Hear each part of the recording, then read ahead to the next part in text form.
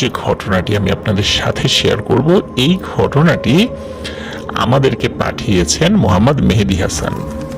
তিনি একজন রেমিটেন্স যোদ্ধা ভাই, থাকেন দুবাইয়ে। ওনার গ্রামের বাড়ি নড়াইল জেলার সদর উপজেলার চিলগাছ রঘুনাথপুরে। আর উনি আমাদেরকে লিখেছেন যে ওনার লেখালেখি করার অভ্যাস নেই, তাই প্রথমেই ভুল ত্রুটির জন্য ক্ষমা চেয়ে নিয়েছেন। আর যে ঘটনাটি তিনি মূলত পাঠিয়েছেন আমাদেরকে, সেটা উনি ওনার নানির কাছ থেকে শুনেছেন এবং বলছেন সেটা 100% সত্য একটি ঘটনা। ওনার নানি এখনো জীবিত আছেন এবং এই ঘটনার সাক্ষী। তো ঘটনাটি মূলত যার সাথে ঘটেছিল তিনি ওনার নানির চাচাতো ভাই। ওনার নানির বাবার বাড়ি নড়াইল জেলার ব্রাহ্মণডাঙ্গা গ্রামে, যেটা লোহাগাড়া থানার অন্তর্ভুক্ত। এই গ্রামটি নড়াইল জেলার একটি নামকরা গ্রাম। ওখানে নাকি প্রতি বছর, মূলত বাংলা বছরের শুরুতে মেলা বসে।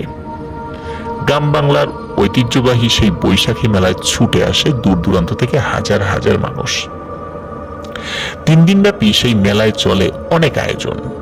বিভিন্ন জিনিস তো আছেই, সেই সাথে ঘোড়দৌড় প্রতিযোগিতা, জারি গান, পালা গান, সারি গান ইত্যাদি অনেক ধরনের বাঙালি সংস্কৃতিতে ভরপুর থাকে এই মেলা, যা বর্ণনা করে শেষ করা যাবে না। এক কথায় বিশাল আয়োজন। ঘটনাটি যার সঙ্গে মূলত ঘটেছিল, শুরুতে বলেছি, তিনি হচ্ছেন ওনার নানার মানে নানির চাচাতো ভাই, যার নাম হচ্ছে কামাল মোল্লা। তো কামাল নানা পেশায় একজন কৃষক ছিলেন। তার 2টা গরু ছিল, যেটা দিয়ে তিনি জমি চাষ করতেন। আর ধান কাটার মৌসুমে গরুর গাড়ি করে ধান বহন করতেন। তার নিজেরও বেশ জমি জমা ছিল। সচ্ছল পরিবার তার। তার মা বাবা মারা গেছেন অনেক আগেই, ততদিনে বোনদের বিয়ে হয়ে গেছে। তার কোনো ভাই ছিল না। পরিবার বলতে ওই কামাল নানা, তার স্ত্রী এবং 2টো ছেলে সন্তান। বড় ছেলের নাম হচ্ছে মুরাদ, ওই সময় তার বয়স ছিল 10 থেকে 12 বছর। আর ছোট ছেলের নাম হচ্ছে মিজান, তার বয়স হলো ওই সময় আর কি 8 থেকে 9 বছর। তো ঘটনার শুরুটা 1980-র দশকে, এক্সাক্ট সালটা বলা মুশকিল, তবে 1980-র দশকের কোন একটা সালে হবে। সময়কাল পৌষ মাস, শীতকাল, বেলা ছোট। দেখতে দেখতে সূর্য কিন্তু ঘটনার দিন তার নিয়মের মতো করেই বিদায় নিয়ে পশ্চিমের আকাশে ঢলে পড়ে। তখনও খেতে কাজ করে যাচ্ছিলেন কামাল নানা। চারপাশ কিন্তু অন্ধকার হয়ে আসছে দেখে তিনি দ্রুত কাজ বন্ধ করে বাড়ির উদ্দেশ্যে রওনা দিবেন। তখন একটু দূরে নালা ছিল। নালা বলতে ছোট্ট পানির একটা প্রবাহ যেদিক দিয়ে বের হয়, এরকম ছোটখাটো জায়গা আর কি, এটাকে আমরা নালা বলি আর কি, বা কোনো একটা আবদ্ধ জলাশয়কেও কোনো কোনো জায়গায় নালা বলে। তো এরকম একটা নালার ভিতর কিছু একটা ছটফট করছে। তো ওই নালা থেকে তার জমি পর্যন্ত পানি দেওয়ার জন্য একটি জায়গা তিনি আগে থেকে কেটে রেখেছিলেন।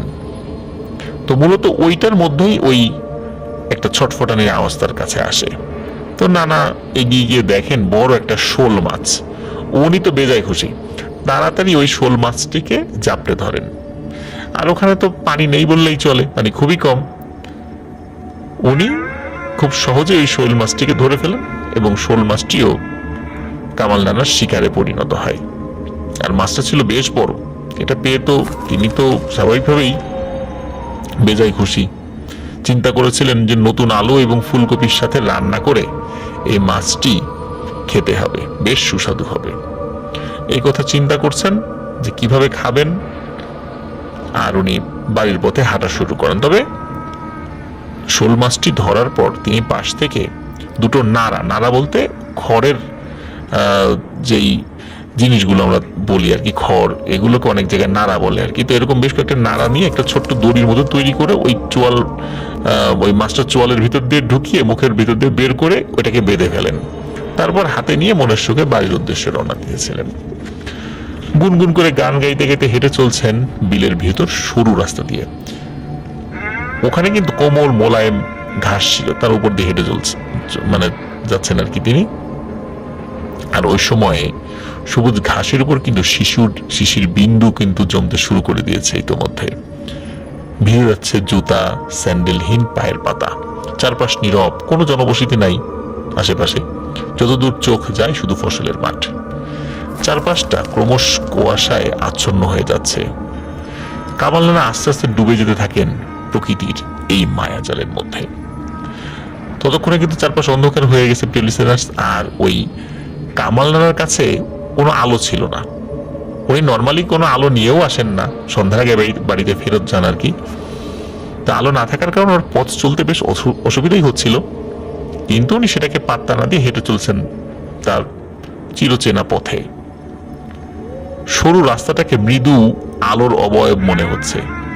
সন্ধ্যার পর মেঠো পথ যেটা সাদা থাকে, ওটাকে আরো সাদা মনে হয় রাতের বেলা চাঁদের আলোতে, কারণ সন্ধ্যার পর তো চাঁদ উঠে যায়। তো ওটাকে মনে হচ্ছে মৃদু আলোর একটা অবয়ব, আঁকা বাঁকা। তো কামাল নানা জানতেন যে এই পথ কিন্তু সহজে শেষ হবে না। 3 কিলোমিটারও দীর্ঘ এই রাস্তার সিংহভাগ কিন্তু বিলের ভিতর দিয়ে এঁকে বেঁকে চলেছে। আর যতটুকু বিলের ভেতরে গিয়েছে তারপর যে বাকি রাস্তা, সেটা গ্রামের ভেতর দিয়ে, এবং ওই রাস্তার শেষে কামাল নানার ঘর। কামাল নানার ঘরটা কিন্তু গ্রামের একদম শেষ সীমানায়, তারপর আর কোনো ঘর বাড়ি নেই। তো বিলের ভিতর একটি পুরনো বট গাছ আছে। ওই গাছের পাশ দিয়ে চলে গেছে একটি রাস্তা। গাছটিকে দূর থেকে দেখলে মনে হবে বিশাল কোনো দানব দাঁড়িয়ে আছে। তো ওই গাছটার পাশ দিয়ে যখন উনি যাবেন বা কাছাকাছি চলে এসেছেন, হঠাৎ করে তিনি থেমে যান। চিন্তা করেন যে অনেকে এই গাছের এখান দিয়ে যাওয়ার সময় ভয় পেয়েছে, তারপর আবার সাথে মাছ আছে, এভাবে তো যাওয়া যাবে না।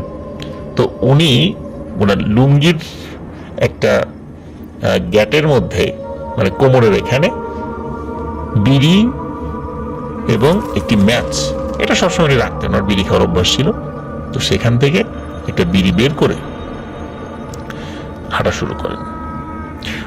তো গাছের তো খুব কাছাকাছি ছিলেন। গাছের যখন একদম নিচে চলে এসেছেন এবং নিচে এসে তারপর সামান্য একটু বেরিয়েছেন, হঠাৎ করে উনি একটা শব্দ শুনতে পান, এবং শব্দের উৎসর দিকে উনি যখন নজর ঘোরান, তিনি লক্ষ্য করেন গাছের উপর থেকে কিছু একটা জিনিস হামাগুড়ি দিয়ে এক পলকে নিচে নেমে আসলো, এবং নিচে এসে সেটা কামাল নানার সামনে এসে দাঁড়ায়। নানা থমকে যান এবং দাঁড়িয়ে পড়েন। অন্ধকারে যদিও ভালো দেখা যাচ্ছিল না, তবে সেটা কোনো মানুষের অবয়ব ছিল এটা নিশ্চিত। এবং এটা যে মানুষের অবয়ব ছিল এটা নিশ্চিত হওয়ার পর তখন কামাল নানা তাকে জিজ্ঞেস করেন, এই কে রে তুই, আমার পথ আটকায় দাঁড়িয়েছিস কেন? ওই অবয়বটি কোনো কথা বলে না। তো কামাল নানা আবার জিজ্ঞেস করি, না কি কথা, কি হইলো, কে তুই, আমার পথ আটকায় রাখছিস কেন? একটা পর্যায়ে কামাল নানা বুঝতে পারেন যে এটা কোনো মানুষ নয়, কারণ কোনো মানুষের পক্ষে এভাবে হামাগুড়ি দিয়ে কি গাছ থেকে নামা সম্ভব? শুরুর দিকে বিষয়টা আসলে উনি বুঝতে পারেননি, কিন্তু কিছু সময় যাওয়ার পর বুঝতে পারলেন যে এইভাবে হামাগুড়ি দিয়ে কোনো একটা গাছ থেকে নেমে আসা সম্ভব নয়, এটা অসম্ভব কোনো মানুষের পক্ষে। উনি প্রচন্ড ভয় পাচ্ছিলেন, তারপর উনি সাহস ধরে রাখার চেষ্টা চালিয়ে যান। ওদিকে বিড়ি কিন্তু প্রায় শেষ, ওনার কোমরে আরো বেশ কিছু বিড়ি ছিল। শেষ হতে না হতে আরেকটি বিড়ি উনি বের করে সেটা ধরিয়ে ফেলেন। এক বিড়ির আগুন থেকে আর একটা বিড়ি ধরিয়ে ফেলেন। ওই অবয়বটি তখনও দাঁড়িয়ে আছে তার সামনে। কামাল নানা জানতেন তিনি যখন ওই অবয়বটির পাশ দিয়ে যাওয়ার চেষ্টা করবেন, তখনই ওই অবয়বটি তাকে আক্রমণ করতে পারে। তো বেশ কিছুক্ষণ যাওয়ার পর ওই অবয়বটি একটি মোটা কণ্ঠে বলে ওঠে, কামাল, মাছটা আমাকে দিয়ে যা। তো কামাল নানা কোনো উত্তর না দিয়ে দোয়া পড়তে থাকেন। এরপরে বিড়ি খাওয়া শেষ, তখন দোয়া পড়তে থাকেন। ওই অবয়বকে আবারও বলে, কামাল, মাছটা দিয়ে যায়, না হলে কিন্তু তোর আমি ক্ষতি করব। তখন ওই কামাল নানা বিরক্ত হয়ে ওই অবয়বটাকে বিশ্রী ভাষায় গালিগালাজ করতে থাকেন। প্রিয় লিসেনার্স, এই কাজটি হয়তো আর 10 জন মানুষের পক্ষে একদম অসম্ভব, যে কোনো একটা অবয়বকে দেখে ভয় না পেয়ে এটাকে গালিগালাজ করবেন। তো যাই হোক, এতটা সাহস দেখানো কিন্তু উচিত না, সেটা ওই কামাল নানা কিন্তু বুঝতে পারতেন বা বুঝেছিলেন। তিনি যখন ওই গালিগালাজ করছিলেন ওই অবয়বটাকে, তখন ওই অবয়বটি রেগে গড় গড় করতে করতে এখান থেকে অদৃশ্য হয়ে যায় এবং যাওয়ার আগে কামাল নানাকে বলে যায়, তোকে আমি দেখে নেব রে। তো কামাল নানা বাড়িতে ফেরেন মাছ নিয়ে। উনি কিন্তু ভয় পেয়েছিলেন, কিন্তু বুঝতে দেননি। সে রাতে কামাল নানার জ্বর এসেছিল, 1-2 দিন জ্বর ছিল, পরবর্তীতে তিনি সুস্থ হয়ে যান। প্রিয় লিসেনার্স, ঘটনা কিন্তু এখানে শেষ না, আরো ঘটনা আছে, চলুন সেইটুকু শুনি। উনি ওই রাত্রে ফেরত আসার পর থেকে ওনার বাড়িতে অদ্ভুত এবং ভয়ানক কিছু সমস্যার সৃষ্টি হয়। তো অনেক ধরনের সমস্যা আছে, হাতে গোনা কয়েকটি আমরা জানতে পেরেছি, কারণ সেগুলোই লিখে পাঠিয়েছেন। তো এক রাতে এই কামাল নানার স্ত্রী ওয়াশরুমে যাওয়ার জন্য হারিকেন নিয়ে ঘর থেকে বের হন। গ্রামের ওয়াশরুমগুলো তো স্বাভাবিকভাবেই আপনারা জানেন যে ঘরের বাইরে হয়। তো উনি যখনই ওই ওয়াশরুমে ঢুকবেন, ওই ওয়াশরুমের যে দরজা, এই দরজাটা যখনই খুলেছেন তখনই দেখতে পান বিভৎস চেহারার একটি নারী অবয়ব সেখানে দাঁড়িয়ে আছে। হারিকেনের আলোয় এক ঝলক নারী যেটা দেখতে পান তাতে বোঝা গেল যে সাদা কাপড় পরিহিত একটা মেয়ে কিছু একটা খাচ্ছে। তার মুখ দিয়ে চুইয়ে চুইয়ে রক্ত পড়ছে। তার মুখের মাংসগুলো পচে গলে গেছে, মনে হচ্ছে এখনই সেগুলো খসে পড়বে। আর চোখ দুটি অনেক বড় বড় আর রক্তের মতো লাল। ওই অবয়বটি নানিকে দেখে অট্টহাসি হাসতে থাকে। তার সেই বিভৎস হাসি সহ্য করতে না পেরে নানি চিৎকার দিয়ে অজ্ঞান হয়ে পড়ে যান। ওই চিৎকারের শব্দে তার যে বড় ছেলে মুরাদ, মানে মুরাদ মামা, তিনি ঘর থেকে বের হয়ে এসে দেখেন তার মা মাটিতে পড়ে আছে। তো নানিকে ধরে ঘরে নিয়ে আসা হয়। তারপর জ্ঞান ফিরলে তিনি সব কথা বলেন যে তিনি কি ভয়ানক জিনিসটা দেখেছিলেন। এটা গেল এক রাতের ঘটনা। আরেকটি ঘটনা শুনি। সেটি হলো এক রাতে কামাল নানা এবং তার বাল্য বন্ধু, তার নাম হচ্ছে মন্টু, তারা জারি গান শুনতে পাশের গ্রামে যান। ওই গ্রামের নাম ছিল জালালাসি, যেটা কামাল নানার বাড়ি থেকে বেশ দূরে। গ্রামটার দূরত্বটা এমন ছিল বা পথ এমন ছিল যে ধরুন একটি বৃত্তের মধ্যে বা একটা বৃত্তের রেখা হচ্ছে রাস্তা, যেটি লোকালয় দিয়ে গিয়েছে আর কি। আর মাঝখানের ফাঁকা অংশ হচ্ছে বিল। বৃত্তের এক প্রান্তে ব্রাহ্মণডাঙ্গা, অপর প্রান্তে জালালসি। তো লোকালয়ের ভিতর দিয়ে যে রাস্তা চলে গেছে সেখান দিয়ে যেতে হলে অনেক রাস্তা ঘুরে যেতে হয়। এখন এই কামাল নানা শর্টকাট উপায়ে যাওয়ার প্রস্তুতি নেন, যেটা বিলের ভেতর দিয়ে গেছে।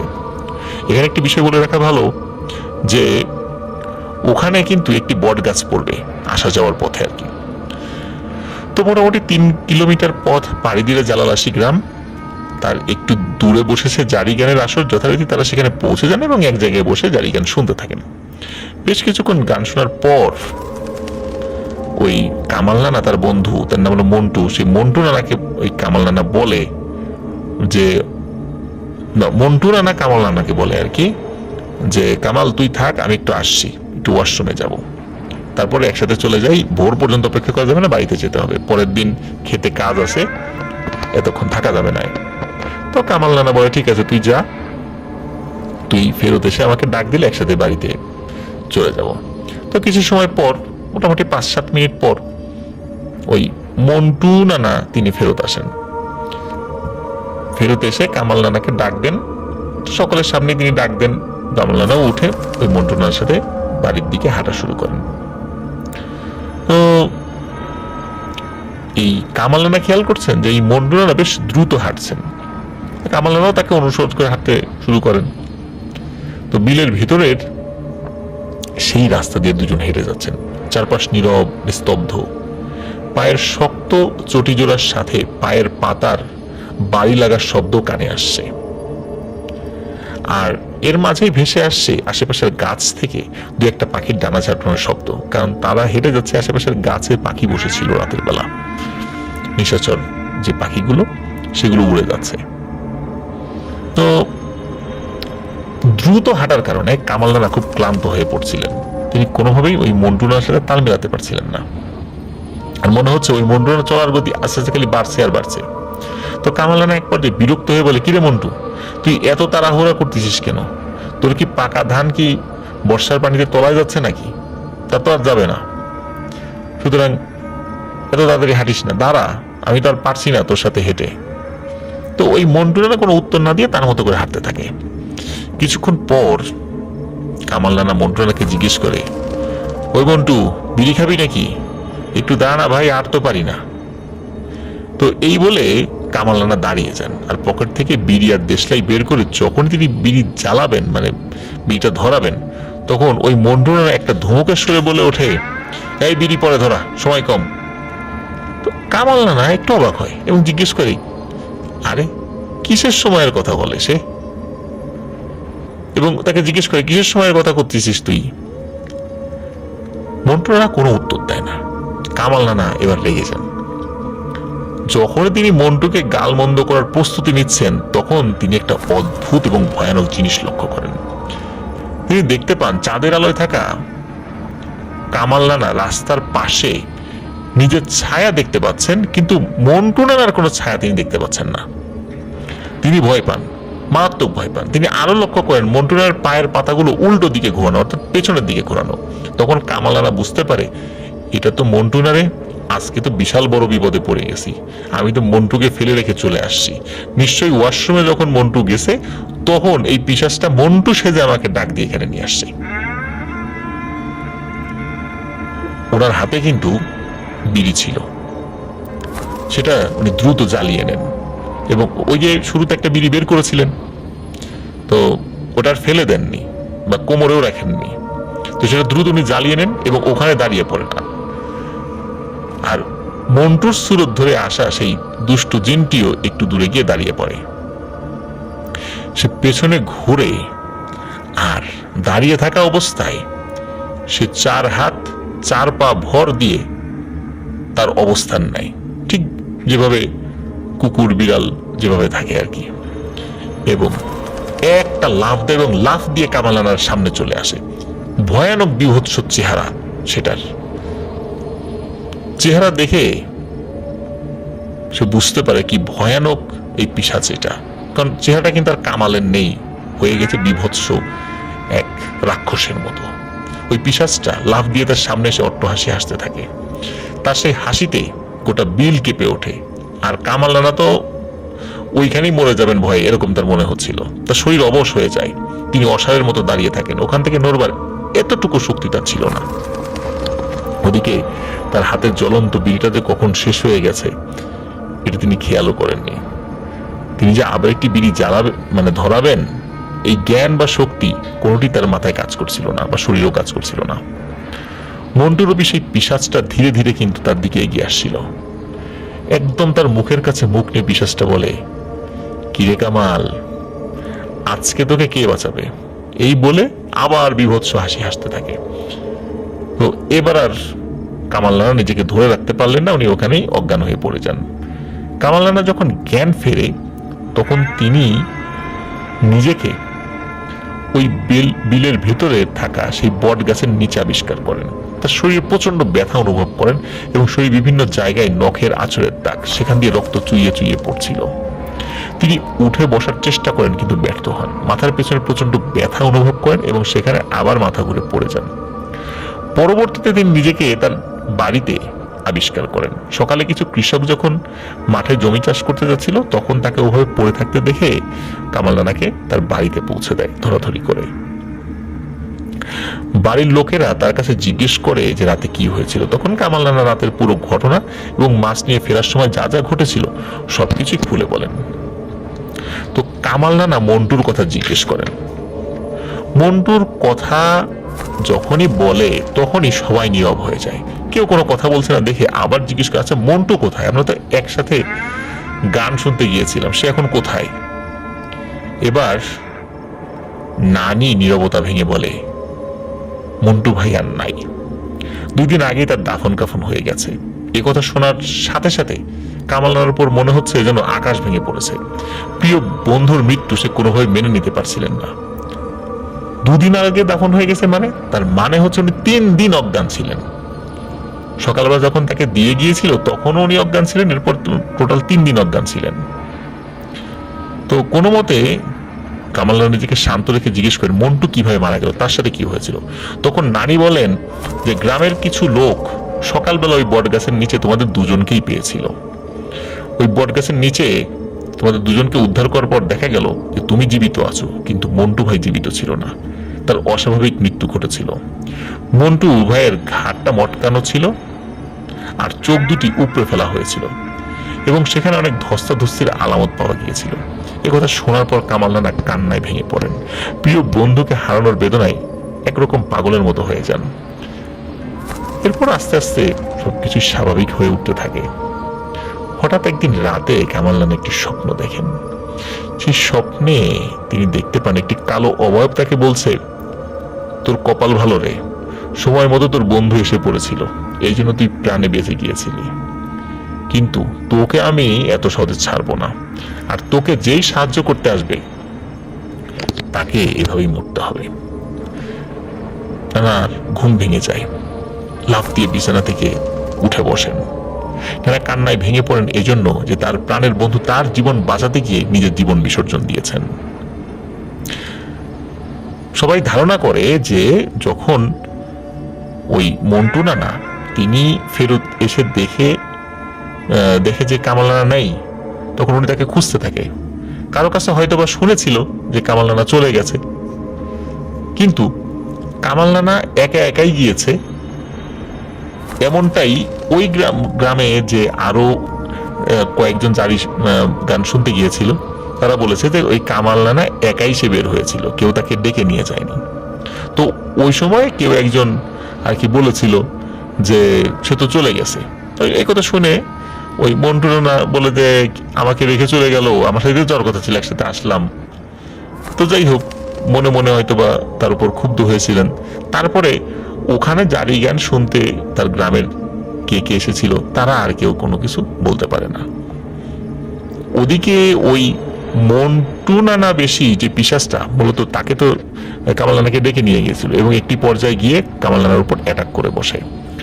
আর ওই মন্টু নানা উনি তাড়াতাড়ি হাঁটছিলেন যাতে করে কামাল নানাকে ধরা যায়, সে আগে আগে চলে গেছে, এই জন্য উনি স্বাভাবিক গতির থেকেও দ্বিগুণ গতিতে হাঁটছিলেন। যখন কামাল নানাকে অ্যাটাক করতে উদ্যত হয়েছে, তখন এই মন্টু নানা চলে আসে। তখন মন্টু নানা হয়তোবা প্রতিহত করেছিলেন, যার ফলে তাকে মৃত্যুবরণ করতে হয়েছিল। আর তিনি কিভাবে মারা গিয়েছিলেন, যেহেতু তিনি মারাই গিয়েছেন, এই জন্য মৃত্যুর পূর্বের বিষয় তো তিনি কাউকে আর বলে যেতে পারেননি। অনেক সময় হয় না, কেউ ভয় পেয়েছে, অসুস্থ হয়েছে, পরে মারা গিয়েছে, কিন্তু মৃত্যুর আগে যেহেতু তার হুঁশ ছিল কিন্তু অসুস্থ অবস্থা ছিল, সে সব ঘটনা খুলে বলে। তা না হলে তো আমরা অনেক বিষয় বলতেই পারতাম না যে আসলে এই ঘটনাটা কেন হয়েছে। তিনি কিছুটা সুস্থ হওয়ার পর কি ভৌতিক ঘটনা দেখেছেন সেটা বলার কারণেই না হয় আমরা এই জিনিসগুলো জানতে পারি। তো যাই হোক, এই কামাল নানা কিভাবে ওই পিশাচের হাত থেকে রক্ষা পেয়েছিল সেটি নাকি এখনো অজানা রয়েছে আমাদেরকে যিনি ঘটনা পাঠিয়েছেন তার কাছে, মানে আমাদের মেহেদী হাসান ভাইয়ের কাছে। তবে উনি চেষ্টা করবেন যে আসলে উনি কিভাবে মুক্ত হয়েছিলেন সেটা থেকে তিনি জানার চেষ্টা করবেন।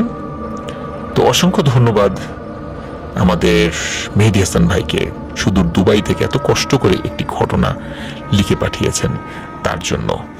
তো তিনি বলেছেন যে এই ঘটনাটা লিখতে তার মোট 3 দিন সময় লেগেছে, আবার এর মধ্যে তার দাদি মারা গিয়েছিলেন, এই জন্য অনেকটা ভেঙে পড়েছিলেন। প্রিয় লিসেনার্স, আমরা এই মেহেদী হাসান ভাইয়ের দাদির জন্য দোয়া করি, আল্লাহ তাআলা তাকে জান্নাতুল ফেরদৌসের মেহমান হিসেবে কবুল করুন। আর এই ঘটনাটি আশা করছি প্রিয় লিসেনার্স আপনাদের সকলের ভালো লেগেছে। আর যারা এখনো আমাদের চ্যানেল সাবস্ক্রাইব করেননি তারা দ্রুত সাবস্ক্রাইব করে ফেলুন। আর প্রিয় লিসেনার্স, এখন যে ঘটনাটি আমি আপনাদের সাথে শেয়ার করতে যাচ্ছি, এই ঘটনাটি আমাদেরকে পাঠিয়েছেন রাজবাড়ী থেকে মোহাম্মদ জহিরুল ইসলাম। ওনার বাড়ি রাজবাড়ী সদর উপজেলার সুলতানপুর ইউনিয়নের শাইলকাঠি গ্রামে। আর ঘটনাটি ওনার এলাকারই ঘটনা। এই ঘটনাটির প্রত্যক্ষদর্শী এবং ঘটনাটির মোটামুটি সত্যতা সম্পর্কে অনেকেই জানেন, এই কথা আমাদেরকে বলেছেন তিনি। তো যাই হোক, চলুন মূল ঘটনাতে চলে যাই। ঘটনাটি ঘটেছিল 1996 বা 97 সালের মাঝামাঝির দিকে। তো ওনাদের বাড়ির পাশে ছোট্ট একটি মাঠ, আঞ্চলিক ভাষায় এটাকে চক বলে। আর তার পাশে বড় একটি রাস্তা, সেই রাস্তা দিয়ে 10 মিনিট হেঁটে দক্ষিণে গেলেই ফিরোজ নামে একজনদের বাড়ি ছিল। ঘটনাটি এই ফিরোজকে কেন্দ্র করে। এই ফিরোজ পারিবারিক বিবাদের কারণে সে সুইসাইড করেছিল। যেহেতু সুইসাইডাল কেস, এই কারণে ওনার লাশটি রাজবাড়ি থেকে পুলিশ এসে নিয়ে যায় ময়না তদন্তের জন্য। তো লাশ পুলিশ নিতে নিতে আসলে বেশ রাত হয়ে গিয়েছিল, কারণ ওই সময় ওই রাস্তার অবস্থা খুব ভালো ছিল না। এখন তো পাকা হয়ে গিয়েছে, তখন কিন্তু কাঁচা রাস্তা ছিল, আর যানবাহন তো বোঝাই যাচ্ছে খুবই কম ছিল। আর ওই সময়ে রাজবাড়িতে কোনো ফ্রিজিং রুম ছিল না, মানে লাশ রাখার জন্য ফ্রিজিং রুম ছিল না। আর সময়টাও ছিল আবার গরমের সময়। ডোম ছিল, কিন্তু ডাক্তার পাওয়া যাচ্ছিল না ওই সময়। তো এভাবে একদিন পড়ছিল লাশ কাটা ঘরে। তারপরে লাশটি কাটা হয়। সব প্রসেস শেষ করতে করতে সব মিলে প্রায় 2 দিন হয়ে যায়।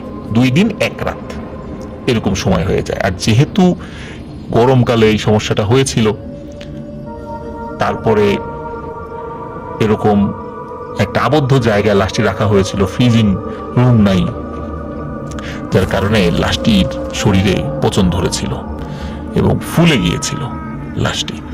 তো লাশটি যখন আনা হয়, তখন লাশটির শরীরের এই পচনের কারণে যে মানে ভয়ানক বিকট দুর্গন্ধ হয়েছিল, এই লাশের কাছেই কেউ গন্ধে যেতে পারছিল না। লাশটি বাঁশের চাটাই এবং পলিথিন দিয়ে মোড়ানো ছিল। তো ওনাদের এলাকার একজন মাস্টার ছিলেন, উনি মূলত টিউশনি করতেন। সবাই তাকে মাস্টার বলতেন, যে ও মাস্টার এদিকে আসো, ওই মাস্টার কি করো, মানে সবাই তার নামের বদলে মাস্টার নামেই ডাকতে পছন্দ করতেন। ওনারও এই মাস্টার নামের ডাকটা খুব ভালো লাগতো। ওনার নাম মূলত ইউসুফ।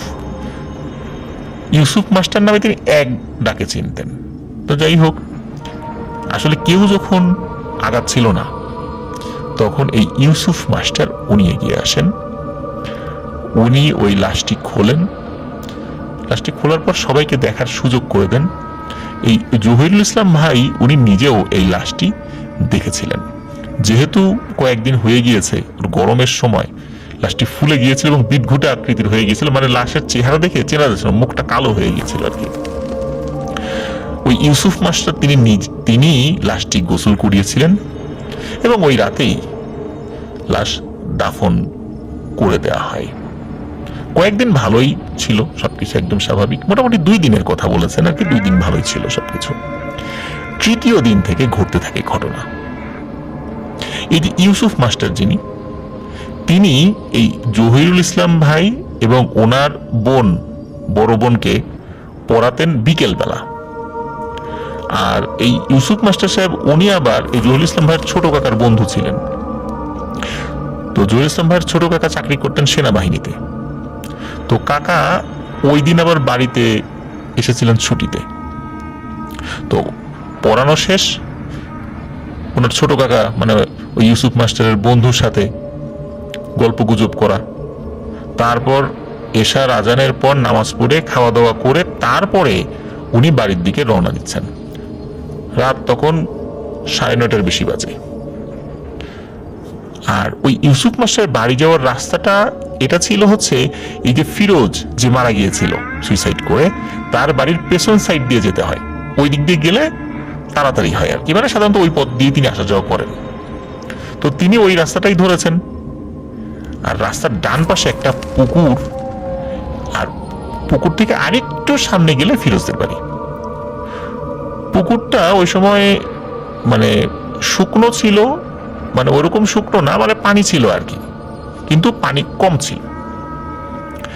এখন ওই যে ব্যাপারটা হয়েছিল সেটা হলো, ওই যে ফিরোজকে যেই চাটাই এবং পলিথিন দিয়ে মুড়িয়ে রাখা হয়েছিল, এই চাটাই এবং পলিথিন কি করেছিল, ওই পুকুর পাড়ে ফেলে রেখেছিল।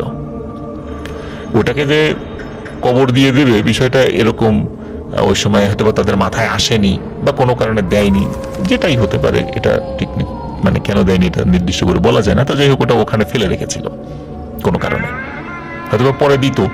তো ওই দিক দিয়ে যখন যাচ্ছে তখন ওই পলিথিনে যেরকম খচমচ শব্দ হয়, কেউ যদি পলিথিন নাড়াচাড়া করে যেরকম শব্দ হয় আর কি, তো ওই রকম পুকুরের মধ্যে থেকে খসখস শব্দ হচ্ছে। ওই ইউসুফ মাস্টার সাহেবের কাছে একটা টর্চ লাইট ছিল, 2 ব্যাটারি একটা টর্চ লাইট। তো উনি চিন্তা করেন কি ব্যাপার, খসখস হয় কিসে, পুকুরে কি বড় মাছ টাছ মানে নড়াচড়া করছে নাকি। তো উনি পুকুরের চারদিকে টর্চ লাইট করছেন যে খসখস শব্দ, প্রথমে পানির দিকে মেরেছেন, তো পানির তো কোনো নড়াচড়া নাই, তারপর উনি সাইডের দিকে মেরেছেন। সাইডের দিকে মারার পর উনি দেখেন ভয়ানক একটি ব্যাপার, কেউ একজন ওই যে পলিথিন, ওই পলিথিন চিবিয়ে চিবিয়ে খাচ্ছে। তো উনি বলেন যে কে রে এখানে। তখন ওই লোকটি ঘুরে তাকায়, ঘুরে তাকানোর পরে উনি দেখতে পান যে এটা আর কেউ নয়, এটা হচ্ছে সেই ফিরোজ। ফিরোজের মুখ দিয়ে কালো পচা রক্ত ঝরছে এবং তার গলায় যে সেলাই ছিল গলা এবং বুকের উপরে সেটা সরে গিয়ে ভেতরকার হাড় পর্যন্ত দেখা যাচ্ছে, কারণ উনি তো টর্চ লাইট মেরেছিলেন, টর্চ লাইটের আলোতে একদম সব স্পষ্ট দেখতে পাচ্ছিলেন। এটা দেখার পর উনি তো একদম জায়গায় স্থির হয়ে গেছেন, ভয়ে আর কোনো জায়গায় নড়াচড়া করতে পারছেন না। তখন ওই ফিরোজ রূপী ওই পিশাচটি বলে ওঠে, কিরে মাস্টার খাবি নাকি, আয় আমার সাথে পলিথিন খা। উনি তো তখন ইরে বাবারে বলে দেন এক চিৎকার। চিৎকার দেওয়ার পর মনে হলো ওনার শরীরে শক্তি ফিরে এসেছে, উনি দেন এক দৌড় দিয়ে ফিরোজদের বাড়ির সামনে গিয়ে পড়েছেন। তখন সবাই জিজ্ঞেস করেন কি হয়েছে, বলে এই ঘটনা। তখন সবাই মিলে পুকুর পাড়ে যান, যায় দেখেন কিছুই নাই। যদিও বা তার পরপরই ওই জিনিসটা সংগ্রহ করে মাটিতে পুঁতে দেওয়া হয়েছিল, কিন্তু লোকজন তাকে বলে যে তুমি আসলে ওকে গোসল করাইছিলা, তো এই জন্য তুমি ভুল দেখছো, এই কিছু না, রাতের বেলা উল্টাপাল্টা দেখছো। তো ওনাকে সবাই সান্ত্বনা দেয়, আসলে উনি তো বুঝেছেন যে উনি আসলে কি দেখেছেন। এই গেল ইউসুফ মাস্টারের সাথে ঘটে যাওয়া একটি ঘটনা, কিন্তু ঘটনা কিন্তু এখানেই শেষ নয়। এই ঘটনার 2 থেকে 3 দিন পর এই জহিরুল ইসলাম ভাইয়ের মেজো মামা এবং তার বন্ধু, তার নাম হচ্ছে আরান সাহা, এনারা আবার ব্যবসা করতেন একসাথে খলিলপুর বাজার, ওখানে খলিলপুর একটা বাজার আছে আর কি, যারা স্থানীয় যারা আছেন তারা সবাই চিনবেন। ওই খলিলপুর বাজারে ধান, পাট, গম, মুসুরি এইগুলো কিনতেন এবং মিলে, যে এগুলো ভাঙানোর জন্য যে মিল আছে সেই মিলে দিতেন আর কি। তো এটাই ছিল তাদের একটা বিজনেস, পরে আবার এগুলো বিক্রি করতেন, এইভাবে চলতো আর কি তাদের। তো একদিন ওই আরান সাহা মানে আরান মামা, উনি বাজার থেকে বাড়ি ফিরতে ফিরতে রাত হয়ে গেছে, 8টা কি 9টা বেজে গেছেন। তো উনি ফিরোজদের বাড়ির সামনে দিয়ে যাচ্ছেন, ওখানে 3 রাস্তা একটা আছে, যেটা খলিলপুর বাজার থেকে এদিকে এসেছে আর কি। তো ওদিক থেকে এসে রামনগর বাজার দিয়ে গিয়েছে, আর একটা সদরদি নামক একটা জায়গা থেকে সদরদি বাজারে গিয়েছে। এই 3 রাস্তার একটা মোড় রয়েছে সেখানে। তো ওই 3 রাস্তার মধ্যে একজন লোক বসে আছে। তো উনি বসা দেখছেন, তো দূর থেকে প্রথমে বুঝতে পেরেছিলেন, মানে বুঝতে পারেন নাই যে শালা কে, এটা কে বসে আছে। তো উনি বলতেছেন, এই কিরারে ওই জায়গায় বসা। তখন বলে ওঠে, আরান আমি ফিরোজ। কো ফিরোজ, তো তুই এত রাত্রে এখানে কি করিস, মানে স্থানীয় ভাষায় বলতেছে। তখন এই কথার উত্তরে ফিরোজ কোনো কথা বলে না।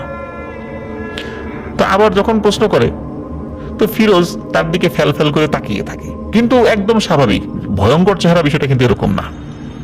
তো উনি আর কোনো কথা বলেন না। উনি যখন চলে যাচ্ছে তখন ওই ফিরোজ তখন একবার কথা বলে ওঠে, দাঁড়ান তুই যেখানে যাচ্ছিস সেখানেই যা, চুপচাপ যা। তো এই কথার উত্তরে ওই আরান সাহা মানে আরান মামার কোনো কথা না, সে চলে যায়। তার কিন্তু মনেই ছিল না যে ফিরোজ বেঁচে নাই।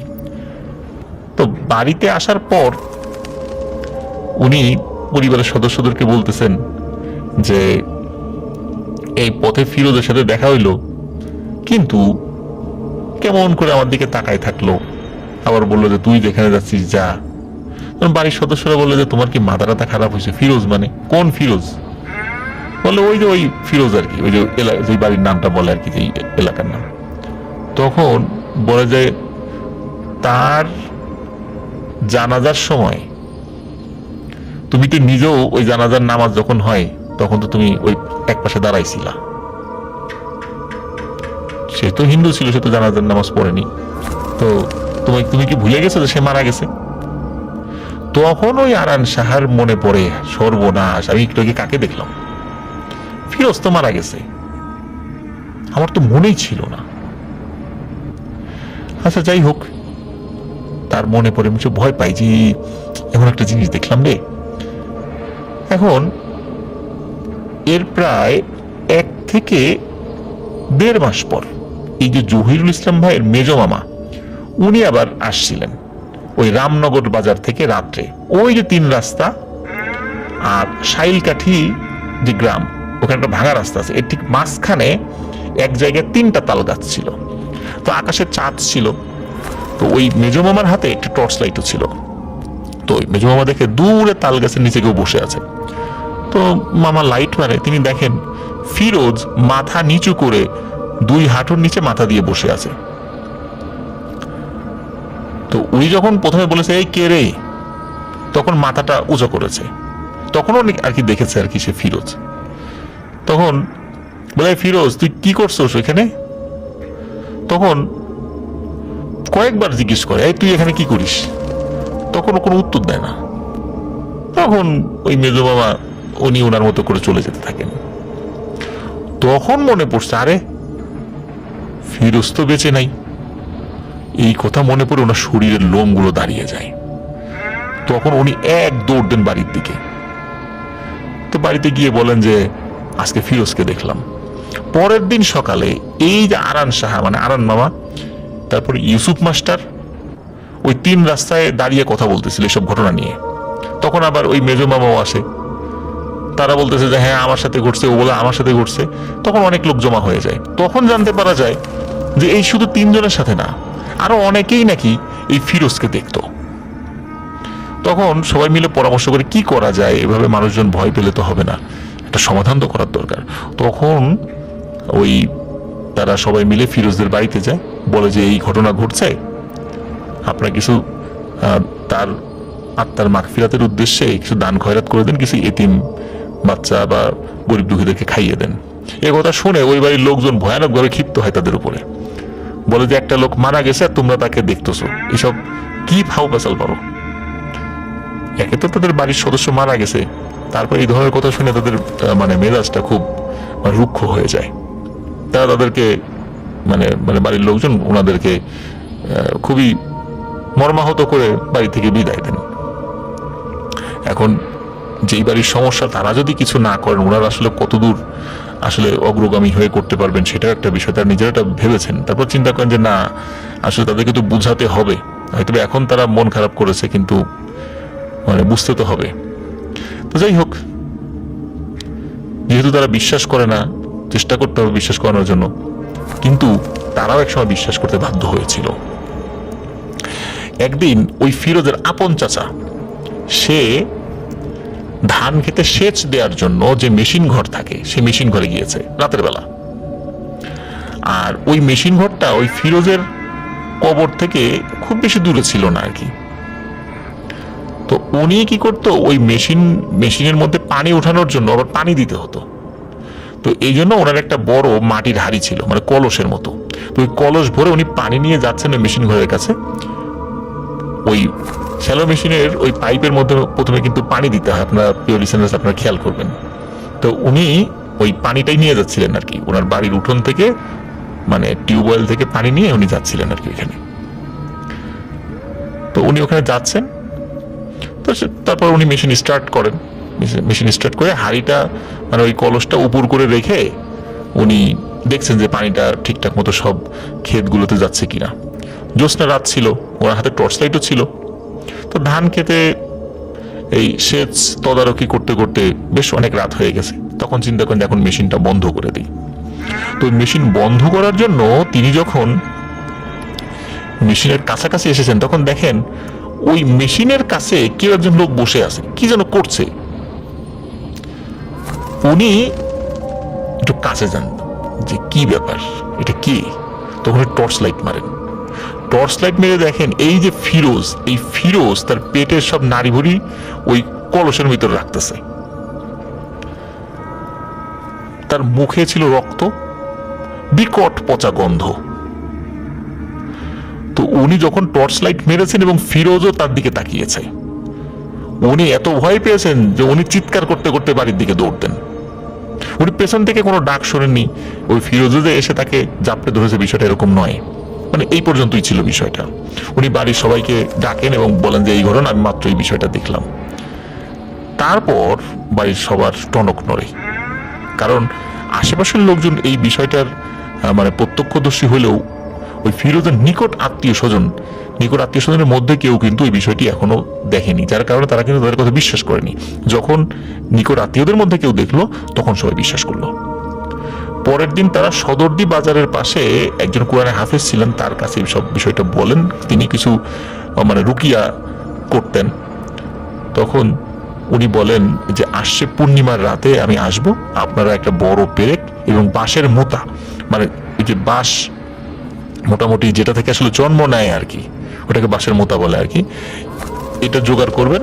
তারপর তিনি আসেন রাত 12টার পর, উনি কিছু রিচুয়াল করেন এবং ওই বাঁশের মোতায় দোয়া পরে ওনার কবরের থেকে একটু কাছে একটা জায়গায় মাটির মধ্যে ওই বাঁশের মোতাটি লাগিয়ে দেন। আল্লাহর অশেষ রহমতে ওই রাত থেকে অদ্যাবধি আর কোনো ঘটনা ঘটেনি, ফিরোজকে আর কেউ কখনো দেখেনি। তো এই ঘটনাটি ওই এলাকার অনেক মানুষই নাকি জানেন, এটা আমাকে উল্লেখ করেছেন জহিরুল ইসলাম ভাই। তো উনি আরো উল্লেখ করেছেন যে ওনার পরিবারের সাথে ঘটা ব্ল্যাক ম্যাজিকের ঘটনা রয়েছে এবং ব্ল্যাক ম্যাজিকের কারণে ওনার মা ইন্তেকাল করেছেন বলে আমাদেরকে জানিয়েছেন। ইন্না লিল্লাহি ওয়া ইন্না ইলাইহি রাজিউন। তো আবার জিনজনিত কারণে কি ওনার ছোট বোন মারা গিয়েছে 2022 সালে। এরকম অনেক ঘটনা রয়েছে যেগুলো বলতে গেলে অনেক ঘটনা হয়ে যাবে।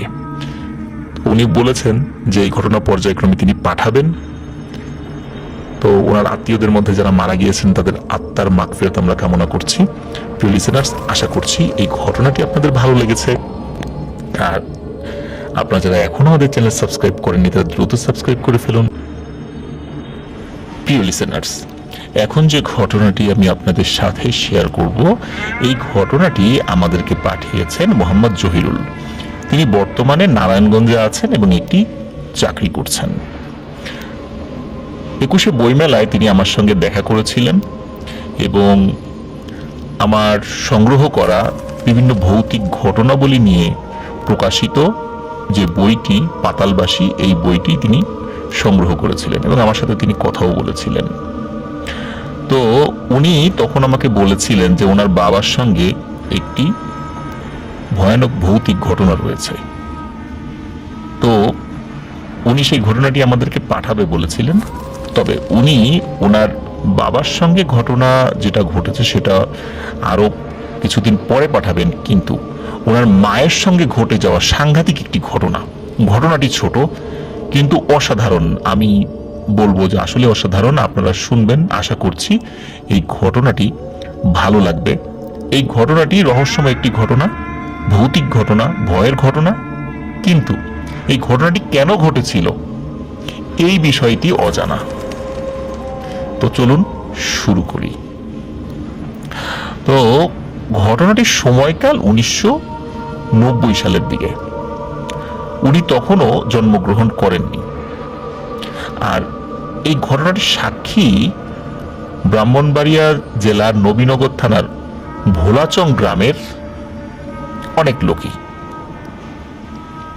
আর ওই সময়টাতে যেহেতু ইলেকট্রিসিটি এরকম অতটা সব ঘরে ঘরে যায়নি, আর গ্রামের মানুষ কৃষিকাজে খুব বেশি ব্যস্ত থাকার কারণে সারাদিন কাজ করে অনেক পরিশ্রান্ত থাকতো। সন্ধ্যার পরে খাওয়া দাওয়া করে ঘুমিয়ে যেত, আবার আজানের পরে মানে ফজর আজানের পরে আবার উঠে যেত। তো যেটা হয় সেটা হলো মানে ঘটনার রাতে, যে রাতে ঘটনাটি ঘটেছিল, তো এক রাতে ওই ওনাদের এক প্রতিবেশী মানে ওনার মা বাবা যেই মানে বাড়িতে থাকতেন তার এক প্রতিবেশী একজন বয়স্ক মহিলা থাকতো। তো ওনার সন্তানাদি ওনার কাছে থাকতো না, বেশ দূরে দূরে, চাকরি বা বিভিন্ন কারণে ওনারা দূরে দূরে থাকতো, মাঝে মাঝে আসতো আর কি। উনি একাই থাকতেন, ওই একজন বৃদ্ধা মহিলা। তো সন্ধ্যার একটু পরে তখনও এই জহিরুল ভাইয়ের বাবা বাড়িতে আসেননি, তখন ওর মা বাসায় একা। তো সন্ধ্যার পরে ওই সেই বুড়িমা এসে এই জহিরুল ভাইয়ের আম্মাকে এসে বললেন যে, কই গো রেনু, আমার সাথে একটু যাবা, একটু জঙ্গলের দিকে। এখন ওনার আম্মা তো ঘরে একা, তখন উনি এই বিষয়টা বলার পরে এখন উনি তো রাজি হন না যে আসলে এত রাত্রে, এত রাত বলতে কি সন্ধ্যার পর, তো এখন জঙ্গলে কি, এখন কেন জঙ্গলে যাবেন এই বিষয়টা আসলে বলেননি।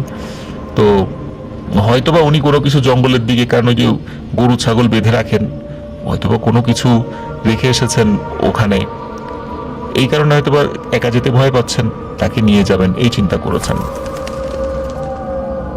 বারবার তাকে ডাকছে যে আমাকে একটু জঙ্গলে যেতে হবে, তুই আস না আমার লগে একটু, এরকম করে বলতেছে আর কি।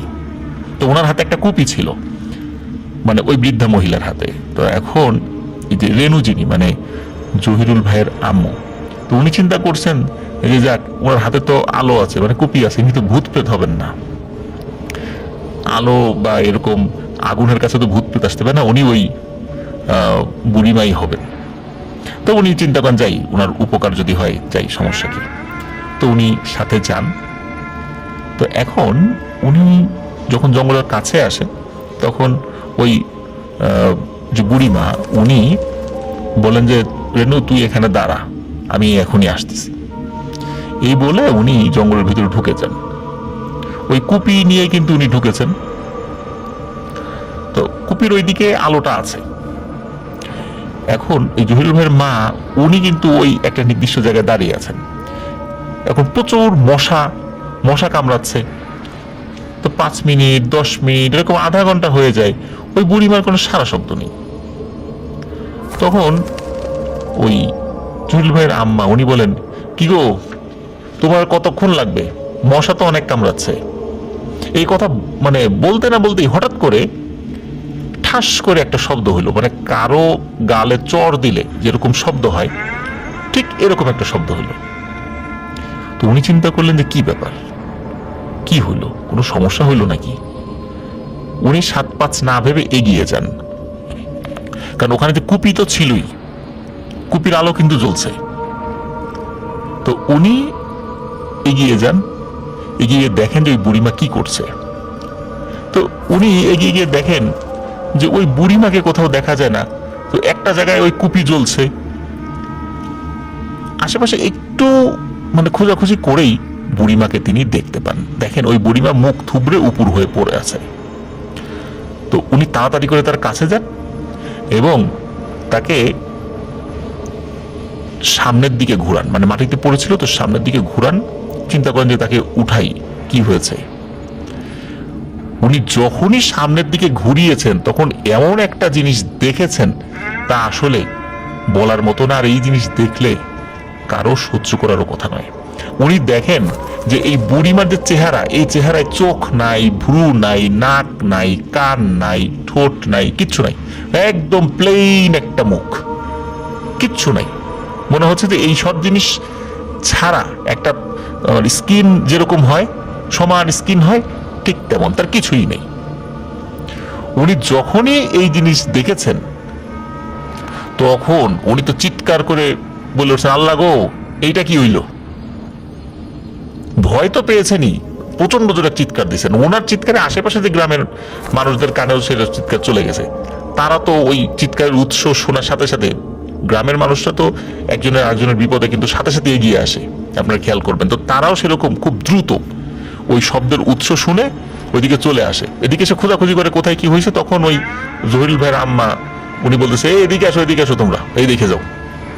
তখন সবাই আসে, সবাই এই মানে এই দৃশ্য দেখে, এদের মধ্যে কয়েকজন মহিলা ছিল, তারা তো এটা দেখে সেন্সলেস হয়ে গেছেন ভয়ে।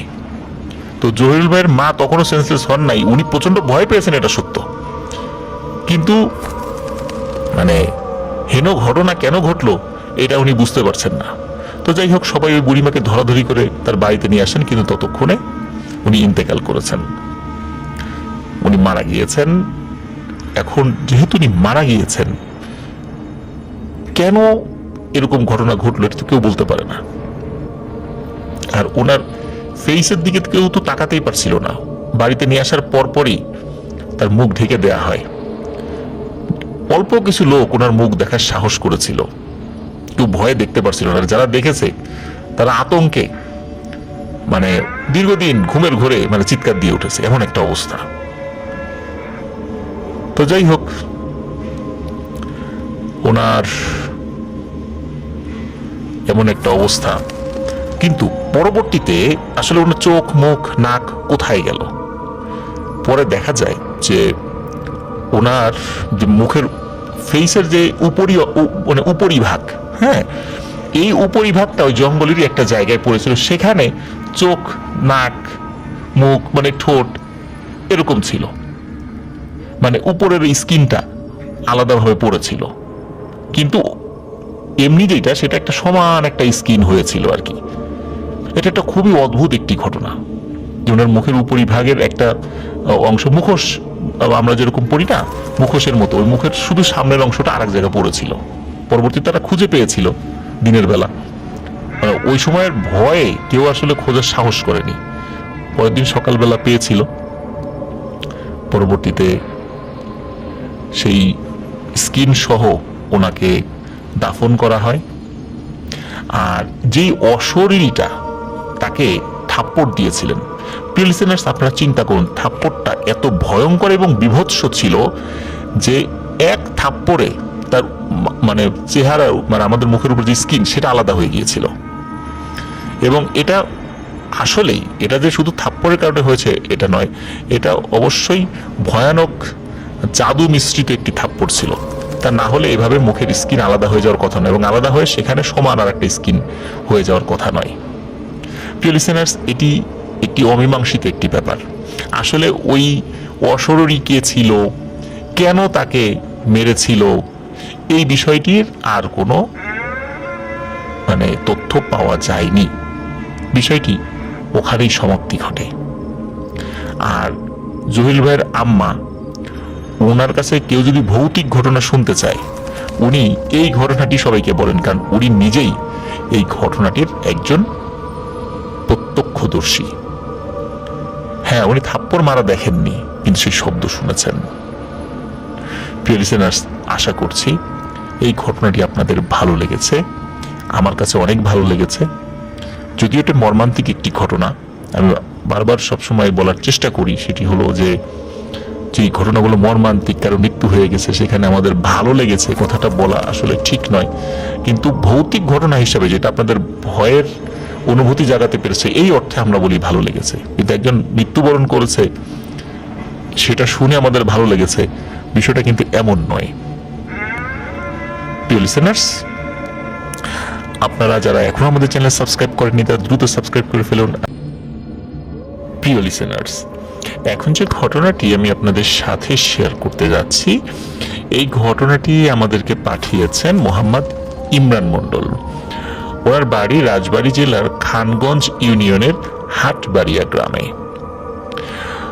উনি যে ঘটনাটি মূলত আমাদের সাথে শেয়ার করেছেন, এই ঘটনাটির সময়কাল 1950 কি 60 সালের মধ্যে হবে। আর ঘটনাটা ওনার দাদার সাথে ঘটেছিল। আর তিনি অনেক বড় একজন কবিরাজ ছিলেন। আর এই ঘটনাগুলো, শুধু ঘটনাটি বলবো না, বেশ কিছু ছোট ছোট ঘটনা মিলে পুরো ঘটনাটা। আর এই ঘটনাটি উনি শুনেছিলেন ওনার দাদির কাছ থেকে, এবং ওনার আব্বুর কাছ থেকে তো শুনেছেনই। আর এই যে ওনার দাদির দাদা, উনি একজন কবিরাজ ছিলেন, এবং বলা চলে উনি একজন দুষ্টু প্রকৃতির কবিরাজ ছিলেন। তিনি মানুষকে ভয় ভীতিতে রাখতে খুবই পছন্দ করতেন। ওনার উপরে গ্রামে যেন কেউ কথা না বলতে পারে, সবাই যেন তাকে সমীহ করে চলে, ভয় করে।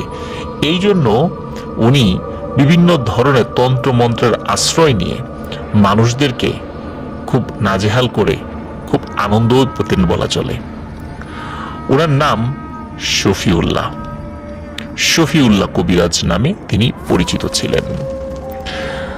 আর ওনার বাড়ি ছিল, এখন এই ইমরান মণ্ডলদের যেই বাড়িটা বর্তমানে, সেখান থেকে 2 মিনিটের দূরত্ব পায়ে হেঁটে, মানে এখনকার অবস্থানে। যদিও সেখানে ওই কবিরাজের বর্তমানে তার বংশধররা সেখানে রয়েছেন আর কি।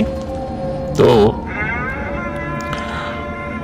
ওই সময় যেই ব্যাপারটা ঘটে সেটা হলো এই শফিউল্লাহ কবিরাজ উনি একটা প্রফেশনের সঙ্গে যুক্ত ছিলেন অল্প কিছুদিন। আগেকার দিনে বা এখনো আমরা যদি এটা এখন খুব কম দেখি, সেটা হলো দেখি যে অনেক শূকর, এই শূকর নিয়ে বিভিন্ন জায়গায় চড়িয়ে বেড়াচ্ছে 3-4 জন লোক। ছোটবেলায় এগুলো অনেক দেখেছি, এখনো দেখা যায় তবে কম। তো এরকম শূকর চারণা একটা দলের সাথে তিনি ভিড়ে যান। প্রায় 4 বছর তিনি বিভিন্ন জায়গায় ঘুরে ঘুরে ওই শূকর চড়াতেন। 4 বছর পর তিনি যখন বাড়িতে ফিরলেন, তো লোকজন তো তাকে দেখেছে বিভিন্ন সময় শূকর চড়ানো, কারণ ওই গ্রামের লোকজন বিভিন্ন জায়গায় গিয়েছে, দেখেছে ওই শফিউল্লাহ ওই শূকর চড়ানো দলের সাথে আছে। তারা তার সাথে কথাও বলেছে, গ্রামে এসে বলেছে যে শফিউল্লাহ তো এখন শূকর চড়ায়। তো 4 বছর পরে উনি বাড়িতে ফেরত আসার পর গ্রামের লোকজন তারা বিভিন্নভাবে কিন্তু মানে তাকে অ্যাভয়েড করে চলে, যেহেতু সে শূকর চড়ানো দলের সাথে ছিল। গ্রামের সামাজিকতা রক্ষা করাটা অনেক কঠিন, এটাও সত্য।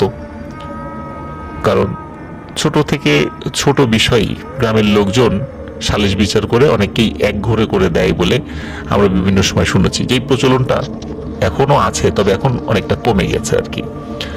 তো যদি কাউকে একঘরে করে দেয়া হতো, তখন কেউ তার সাথে কথা বলতো না, কোনো লেনদেন করতো না, তার কাছে কোনো খাবার দাবার বিক্রি করতো না, এরকম হতো। তো যাই হোক, এই শফিউল্লাহর সাথে অনেকটা ওই রকমই হয়েছিল। একঘরে করার ব্যাপারটা ওই রকম না, কিন্তু তাকে অনেকেই এড়িয়ে চলতো।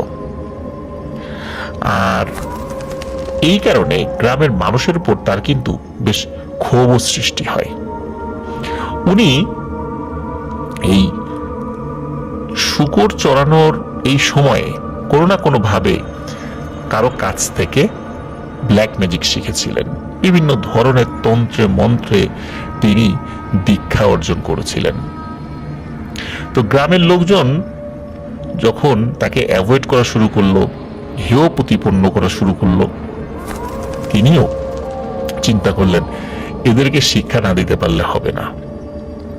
তো উনি আসলে একটু বেশি দুষ্টু প্রকৃতির ছিলেন। সেটা হলো, ধরুন কোনো গ্রামে বিয়ে হচ্ছে, বিশেষ করে ওই গ্রামের কথাই বলি, কোন একটা বাড়িতে বিয়ে হচ্ছে, তো উনি খবর নিতেন যে কোন এলাকায় বিয়ে ঠিক হয়েছে। যখন বর পক্ষ আসতো, স্পেশালি মানে কোনো ওই গ্রামের কোনো মেয়ের বিয়েতে ওই বর পক্ষের লোকজন যখন আসতো, তখন ওই শফিউল্লাহ তার তন্ত্রমন্ত্রের মাধ্যমে বশীভূত করা জিনদেরকে চালান করে দিত ওই বর পক্ষের উপরে। ওই বরপক্ষের উপরে গিয়ে ওই জিনরা অ্যাটাক করত, যার ফলে ওই বরপক্ষ পালিয়ে যেত, ওই মেয়েটার বিয়ে ভেঙে যেত। ওই মেয়েটার যেহেতু বিয়ে ভেঙে যেত, তখন গ্রামে কথা রটে যেত যে এই মেয়েটা অপায়া, তার বিয়ে ভেঙে গেছে, তার আবার নতুন করে বিয়ে হতে অনেক বেগ পেতে হতো। তো এভাবে শফিউল্লাহ বিভিন্নভাবে এই বিয়ে ভাঙত। তারপরে যেটা হতো সেটা হলো, সে যখন রাস্তা দিয়ে হেঁটে যাচ্ছে, দেখলো একটা গাছে অনেক কাঁঠাল ধরেছে বা অনেক আম ধরেছে।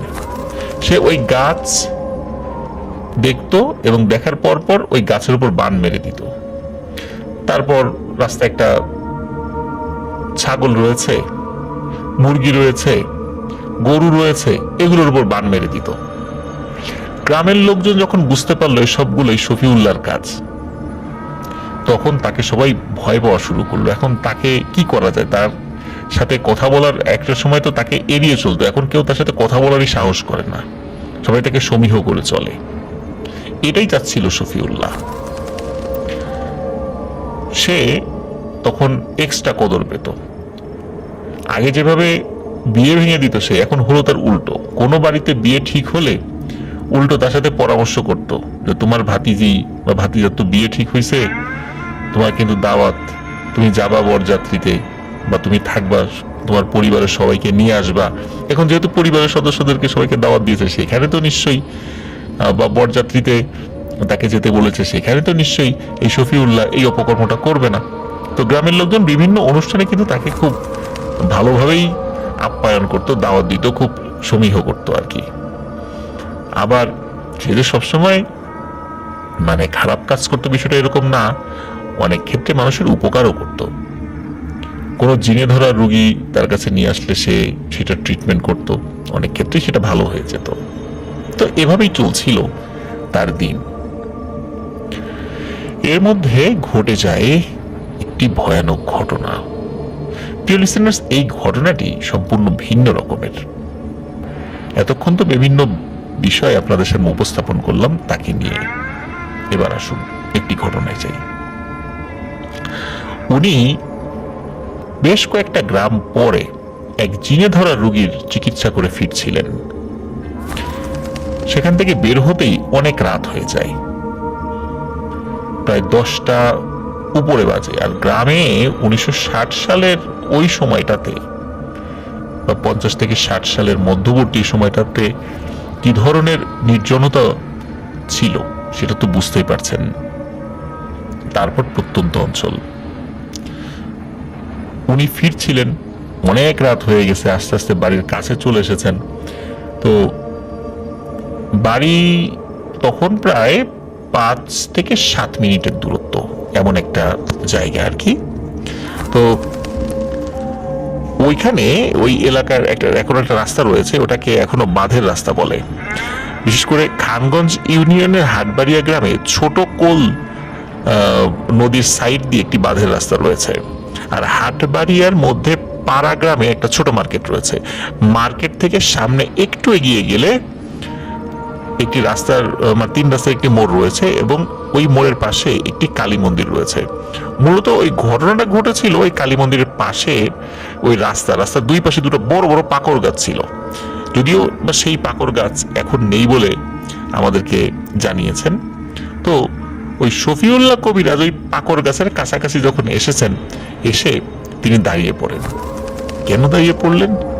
উনি দেখলেন রাস্তার দুপাশে দুটো পাকড় গাছ রয়েছে, ভয়ানক আকৃতির এবং অনেক লম্বা কোন একটা অবয়ব, পরনে সাদা কাপড়, দেখে মনে হচ্ছে একটা বৃদ্ধা মহিলা। ওই দুই পাকড় গাছে 2 পা দিয়ে দাঁড়িয়ে রয়েছে। চাঁদনি রাত, চারদিকে আলোকিত হয়ে আছে। অবয়বটার মাথার চুল কমপক্ষে মানে মিনিমাম 30 হাত লম্বা, আরো বড় হতে পারে। তো শফিউল্লাহ তো খুব ভালো একজন কবিরাজ ছিলেন, তো উনি তো এইগুলো দেখে আসলে ভয় পাওয়ার লোক নন। তারপরেও তিনি যেহেতু জিন ছাড়াতেন, বিপদ আপদ তো হতেই পারে, তিনি কিন্তু সাথে সাথে সেখানে দাঁড়িয়ে যান। ভালো করে ওই অবয়বটিকে উনি অবজার্ভ করেন। ওই সময় ওই অবয়বটি ওই বৃদ্ধ মহিলার চেহারার, সে বলে ওঠে, শফিউল্লাহ, তোকে কিন্তু আমি অনেক দিন ধরে খেয়ালে রেখেছি, হাতের নাগালে পাচ্ছিলাম না খালি তোরে, আজকে তোরে পাইছি, দেখি তুই আমার নাগাল থেকে কিভাবে বের হোস। তো শফিউল্লাহ কোনো কথার উত্তর দেয় না, সে দাঁড়িয়েছিল। সে তখন যে কাজটি করে সেটা হলো, সে তার চারদিকে একটা বৃত্ত আঁকায় এবং বৃত্ত আঁকিয়ে ওর মধ্যে বসে পড়ে। মানে নির্বিকার, সে ভয়ও পাচ্ছে না, মনে হচ্ছে সে বিষয়টা এনজয় করছে। এদিকে ওই যে অবয়বটি, সেও কিন্তু ঠায় ওখানে দাঁড়িয়ে আছে, সেও নড়ে না চড়ে না। এইভাবে 1 ঘন্টা, 2 ঘন্টা, 3 ঘন্টা হয়ে যায়, ওই অবয়বটি ওখান থেকে যায় না। শফিউল্লাহর কিন্তু ওই বৃত্তের মধ্যে বসে ঘুম চলে আসছে, সে একটু ঘুমের ঘোরেও চলে যায়। চিন্তা করেন প্রিয় লিসেনার্স, আমরা যদি সেখানে থাকতাম, যে সামনে এরকম ভয়ানক একটা অবয়ব রয়েছে, আমরা কি সেখানে ঘুমাতে পারতাম? নিশ্চয়ই না। কিন্তু সে ঘুমিয়েছে। কতক্ষণ ঘুমিয়েছে জানে না, ঘুম থেকে উঠে দেখে ওই অবয়বটা ওখানেই দাঁড়ানো। তখন ওই অবয়বটি বিরক্ত হয়ে বলে, কিরে তুই আমার পায়ের নিচ দিয়ে যাওয়ার চেষ্টা করলি না কেন? তখন শফিউল্লাহ বলে, তোর পায়ের নিচ দিয়ে যাওয়ার ইচ্ছা আমার নাই। তোর যদি এতই মনে শখ থাকে এইভাবে দাঁড়ায় থাকা, থাক দাঁড়ায়। এই কথা বলার কিছু সময় পরে হঠাৎ করে ওই মহিলা হাও মাও করে কান্নাকাটি শুরু করে। শফিউল্লাহ, আমারে মাফ করে দে, আমি চলে যাব, তুই আমার ছাড়, আর কখনোই তোর সামনে আসবো না, এখন আজান দিয়ে দেবে, আমাকে ছেড়ে দে। এই কথা শুনে শফিউল্লাহ হা হা করে হেসে ওঠে। প্রিয় লিসেনার্স, আমরা শুনতাম যে এই ধরনের ভূত প্রেতের সামনে পড়লে মানুষ অনুনয় বিনয় করে এবং ভূত পেতে হাসাহাসি করে, কিন্তু এবার ঘটলো তার উল্টোটা। শফিউল্লাহ হা হা করে হাসছে। কারণ হচ্ছে শফিউল্লাহ ওই বৃত্তের ভিতর বসে এমন তন্ত্রমন্ত্র প্রয়োগ করেছিলেন ওই ওই বৃদ্ধ মহিলারূপী ওই অশরীরীর উপরে। ওই অশরীরীটা ওইখান থেকে এক চুল নড়তে পারছিল না। ওই অশরীরীটা প্রথম দিকে মনে করেছিল যে দাঁড়িয়েই থাকি, শফিউল্লাহ আমার পায়ের নিচ দিয়ে যাক, ওকে পিষে মেরে ফেলবো। কিন্তু পরে ওই অবয়বটি সরে যাওয়ার সময় ফিল করে তার পা সে নড়াতে পারছে না। এদিকে ফজরের আজানের সময় হয়ে যাচ্ছিল। ওই অবয়বটি বলছে যে ফজর আজান দিয়ে দিবে, আমাকে ছেড়ে দিয়ে, এখনই লোকজন চলে আসবে, সকাল হয়ে যাবে, আমাকে ছাড়, আজান দিলে আমি তো এখানে থাকতে পারবো না, সবাই আমাকে দেখে ফেললে আমি মরে যাব, আমাকে ছাড়। শেষ পর্যন্ত শফিউল্লাহ রাজি হয় যখন ওই অবয়বটি তাকে বলে যে তুই যদি আমাকে ছেড়ে দিস, আমি আমার কয়েকটা চুল তোকে দেবো, এটা দিয়ে তুই অনেক কাজ করতে পারবি। তারপর হলো শফিউল্লাহ রাজি হয়েছিল।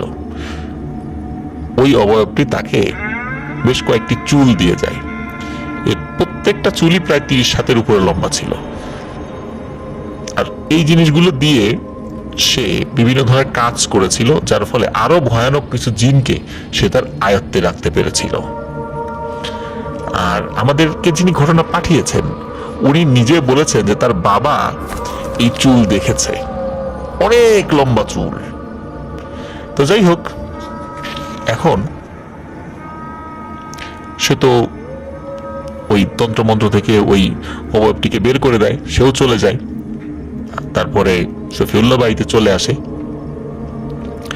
এর কয়েকদিন পর ঘটে একটি মর্মান্তিক ঘটনা। শফিউল্লাহ কোনো কাজ একটা আটকে গিয়েছিল আশেপাশে কোথাও, কাজ সেরে বাড়ির দিকে আসছে। হঠাৎ করে সে খেয়াল করে তার বাড়ির একদম বাইরে দুটো গাছ রয়েছে, দুটো গাছে কি যেন ঝুলছে। তিনি কাছে গিয়ে যেটা দেখতে পান সেটা দেখে তিনি চিৎকার করে ওঠেন। না প্রিয় লিসেনার্স, তিনি ভয়ে চিৎকার করেননি, তিনি হাউমাউ করে কান্নাকাটি শুরু করেন। কারণ ওই গাছে যেই দুটো জিনিস ঝুলছিল সেটা তার ছেলের শরীরের দুটি অংশ। তার সাথে থাকা জিনরা তাকে বলে যে কোনো পিশাচ শ্রেণীর জিন যাকে শফিউল্লাহ ছাড়িয়েছিল, সেই জিন সুযোগ বুঝে তার ছেলেকে 2 পা ধরে এক হেঁচকা টানে মাঝখান থেকে ছিঁড়ে 2 ভাগ করে ফেলেছে, এবং সেই একটা অংশ এক গাছে আর একটা অংশ আর এক গাছে ঝুলিয়ে রেখেছে। তো ওনার 3 ছেলে ছিল, তার ভিতরে এক ছেলে মারা যায়। এরপর থেকে 2 ছেলেকে উনি খুব খেয়ালে রাখতেন, খুব আদরে রাখতেন, যত্নে রাখতেন এবং খুব খেয়ালে রাখতেন যাতে করে কোনো ধরনের কোনো ক্ষয়ক্ষতি তার না হয়। ইমরান মন্ডল, যিনি আমাদেরকে ঘটনা পাঠিয়েছেন, তিনি বলেছিলেন যে তিনি এতটাই শক্তিশালী একজন কবিরাজ ছিলেন যে তার অধীনে থাকা শক্তিশালী জিনদেরকে দিয়ে তিনি রাতারাতি 20% জমির উপর নাকি একটি পুকুর খনন করে নিয়েছিলেন। এবং ইমরান মন্ডল ভাই বলছেন যে সেই পুকুর তিনি নিজের চোখে দেখেছেন এবং ছোট থাকতে নাকি সেখানে গোসলও করেছেন। আর ওনার যে গাছগুলো, ফলের গাছগুলো ছিল, সেগুলো তিনি নিজের আয়ত্তে রাখতেন, কেউ সেই ফলের গায়ে হাত দিতে পারত না তার কাছে অনুমতি ছাড়া। তো একটি ঘটনা প্রচলিত আছে যে তার একটা কাঁঠাল গাছ, ওই কাঁঠাল গাছের কাঁঠাল খুব মিষ্টি। তো এলাকার কয়েকটা ছেলে তারা চিন্তা করেছে যে এই শফিউল্লাহর এই কাঁঠাল গাছের কাঁঠাল চুরি করব। কিসের কি তন্ত্রমন্ত্র, ওগুলো ভুয়া জিনিস, মানুষের বানানো কথা। তো ওই চিন্তা করে এক গ্রুপ আসে, তাদের মধ্যে একজন যিনি সাহসী, সে একটা কাঁঠালে হাত দিয়েছে মাত্র, দেওয়ার সাথে সাথে সে ওইভাবেই রয়ে গেছে। মনে হচ্ছে যে কোনো ব্যক্তি কারেন্টের শক খেলে যেভাবে কারেন্ট ধরে দাঁড়িয়ে থাকে ওইভাবে সে দাঁড়িয়ে আছে। এই অবস্থা দেখে তার সাথে থাকা লোকজন প্রচন্ড ভয় পায়, বুঝতে পারে যে বিপদে পড়ে গেছে। তখন তারা ওইখান থেকে চলে যায় এবং তারা তাদের বাড়িতে গিয়ে বলে যে তারা এরকম একটা অন্যায় করতে গিয়েছিল, সেখানে তাদের এক বন্ধুর এই অবস্থা হয়েছে। তো সবাই সেখানে চলে আসে, আত্মীয় স্বজনরা চলে আসে। আসার পরে শফিউল্লাহকে ডাকা হয়। শফিউল্লাহ বলে এটা ওর শাস্তি, সকাল পর্যন্ত এভাবে থাকবে, সকাল হলে একে আমি ওর বাবা মার কাছে তুলে দেব। সেটা করা হয় অবশ্য। এরপর আরো একটি অপকর্ম সে করতো, সেটা হলো ওই এলাকায় যদি কোনো নতুন বউ আসতো, সেই নতুন বউয়ের উপর জিন চালান করে দিত। জিন চালান করে দিলে সেই জিন তাকে খুব বিরক্ত করত। এই সমস্যার সমাধানের জন্য আবার শফিউল্লাহর কাছে আসতো। শফিউল্লাহ মোটা অঙ্কের একটা অ্যামাউন্ট দাবি করত এবং সেই টাকা নেয়ার পর ওই জিনকে আবার তার কাছ থেকে ছাড়িয়ে নিয়ে আসতো। এইভাবে অনেক উৎপাত সে করেছে। যাই হোক, আর এই ইমরান মন্ডল ভাইয়ের বাবা তিনি এই শফিউল্লাহকে খুব অপছন্দ করতেন তার বিভিন্ন এই ধরনের কাজের কারণে। আর তার বাবা তো এই চুল নিজের চোখে দেখেছিলেন এবং নিজের হাতে নাকি পরবর্তীতে এই চুল উনি পুড়িয়ে ফেলেছিলেন। তো যাই হোক প্রিয় লিসেনার্স, একজন তান্ত্রিকের গল্প বা একজন কবিরাজের গল্প। কবিরাজ এবং তান্ত্রিকের ভিতরে পার্থক্য রয়েছে। তান্ত্রিক তন্ত্রমন্ত্র প্র্যাকটিস করেন, কবিরাজ আবার গাছ গাছের চিকিৎসা করেন। আবার যারা এরকম তন্ত্রমন্ত্রের প্র্যাকটিস করেন তাদেরকেও কবিরাজ বলা হয়। অসংখ্য ধন্যবাদ আমাদের ইমরান মন্ডল ভাইকে চমৎকার একটি ঘটনা আমাদের সাথে শেয়ার করার জন্য। প্রিয় লিসেনার্স, এই টাইপের ঘটনা কিন্তু আপনারা মুরব্বীদের মুখে শুনে থাকবেন, যে এই যে গাছে হাত দিলে সে সেখানে দাঁড়িয়ে থাকতো। এ ধরনের ঘটনা কিন্তু আমি নিজেও শুনেছি, আছে এবং অনেকেই নিজের চোখে দেখেছে। সুতরাং এই বিষয়টি সত্য। তবে এই ঘটনার একটি জায়গায় আমার কাছে খুবই অদ্ভুত লেগেছে। সেটি হলো ওই যে একটা পিশাচ শ্রেণীর মহিলা জিন যে দুটো পাকড় গাছে পা দিয়ে দাঁড়িয়েছিল, মনে করেছিল ওখানে শফিউল্লাহকে সে বাগে পেয়ে কুপকাত করে ফেলবে, কিন্তু হয় তার উল্টোটা। সে নিজেই সেখানে আটকে যায়। ফজরের আজানের সময় হয়ে যাচ্ছে কিন্তু সে সেখান থেকে যেতে পারছে না। ফলশ্রুতিতে কান্নাকাটি জুড়ে দেয় এবং বের হওয়ার জন্য সে নিজের এক গোছা চুল শফিউল্লাহকে দেয়, যেটা দিয়ে শফিউল্লাহ আরো বড় তান্ত্রিক হয়ে উঠেছিল। তো প্রিয় লিসেনার্স, আশা করছি আমাদের এই ঘটনাটি আপনাদের ভালো লেগেছে। আর আমাদের চ্যানেলে যারা এখনো সাবস্ক্রাইব করেনি তারা দ্রুত সাবস্ক্রাইব করে ফেলুন। প্রিয় লিসেনার্স, এখন যে ঘটনাটি আমি আপনাদের সাথে শেয়ার করতে যাচ্ছি, এই ঘটনাটি আমাদেরকে পাঠিয়েছেন আলী আদনান। ওনার বাড়ি মানিকগঞ্জ জেলার সিংগাইর উপজেলার চারিগ্রাম ইউনিয়নের দাসেরহাটি গ্রামে। আর ঘটনাটি ওনার এলাকারই একটি ঘটনা। সিংগাইর থেকে চারিগ্রাম যাবার পথে গোবিন্দ তালপট্টি নামক একটি জায়গা রয়েছে।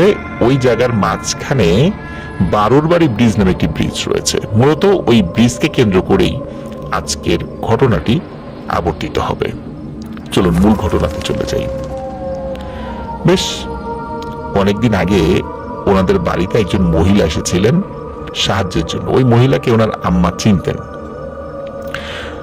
তো ওনার এই অবস্থা কেন হলো এই বিষয়ে যখন তাকে জিজ্ঞেস করা হয়, তখন তিনি একটি ঘটনা শেয়ার করেন। ওনার হাজবেন্ড রেন্টে কারে গাড়ি চালাতেন, একটা প্রাইভেট কার চালাতেন। তো মানিকগঞ্জের থেকে একজন ব্যক্তি প্রবাসে যাবেন, গমন করবেন আর কি। তো এয়ারপোর্ট পর্যন্ত দিয়ে আসতে হবে। তো এয়ারপোর্টে যাত্রী নামিয়ে দিয়ে উনি ফিরছিলেন। ওনার নিজের প্রাইভেট কার ছিল না, উনি ভাড়ায় চালাতেন আর কি।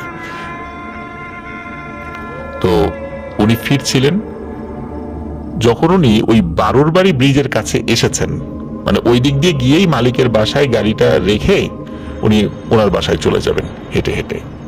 তো ওই বারুরবাড়ি ব্রিজের কাছে যখন তিনি আসেন, আসার পরে দেখেন যে একজন মহিলা পোশাক আশাকে খুব যে দুস্থ এরকমটা মনে হচ্ছে না। কোলে একটা বাচ্চা রয়েছে এবং তার সাথে 7-8 বছর বয়সের একটা ছেলে রয়েছে। তো উনি হাত ইশারা করে গাড়িটা থামার জন্য বলছেন। তো ওই রাস্তায় কিন্তু চুরি ডাকাতি হয় না, এমন না যে ওনার গাড়ি ছিনতাই করে নিয়ে যাবে বা এরকম, এটা কিছু না। তো উনি স্বাভাবিকভাবেই থামান।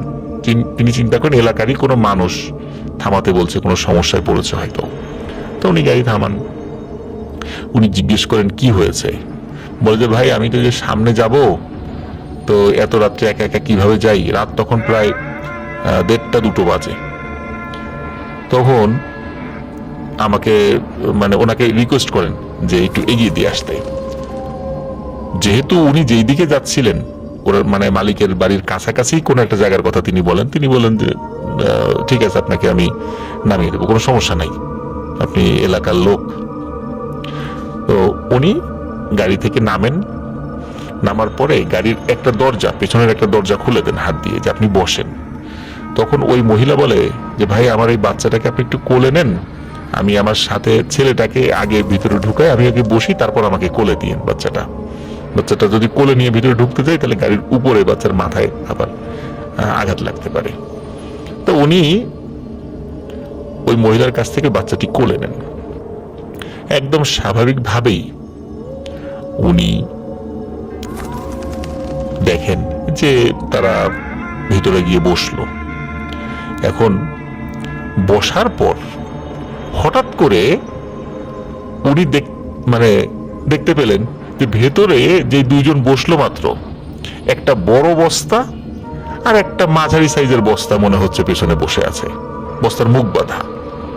তারপর উনি ওনার হাতের দিকে তাকান, যে ওনার কোলে যেই বাচ্চাটা রয়েছে সেই দিকে তাকানোর পরে উনি দেখেন যে আরে এটা তো একটা পুটলি।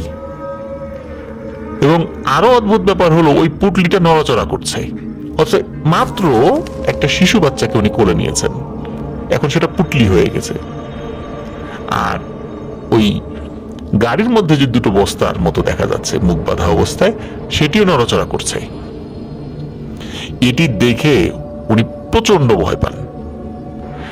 এখন ভয় পাওয়ার পর উনি আল্লাহর নাম নিয়ে সাহস করে গাড়ির মধ্যে ঢোকেন, কারণ গাড়ি তো ওনার নয়, আশেপাশে কোনো লোকজন নাই, কোনো ঘরবাড়ি নাই।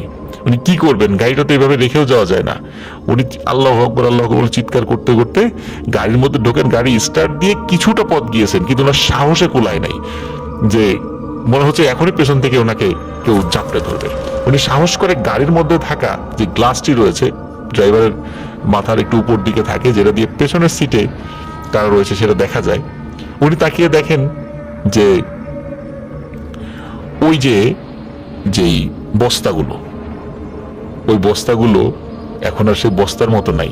স্বাভাবিকভাবে একটা মহিলা, তার কোলে বাচ্চা, আর ওই শিশু যে বাচ্চাটা, ওই শিশু বাচ্চাটাকে উনি কি করেছিলেন, ওনার কোলে তো ছিল, উনি ছুঁড়ে ফেলে দিয়েছিলেন ভয়ে। উনি দেখেন যে ওই মহিলার কোলে শিশু বাচ্চা, এবং একদম স্বাভাবিক উনি শুরুতে যেমনটা দেখেছিলেন।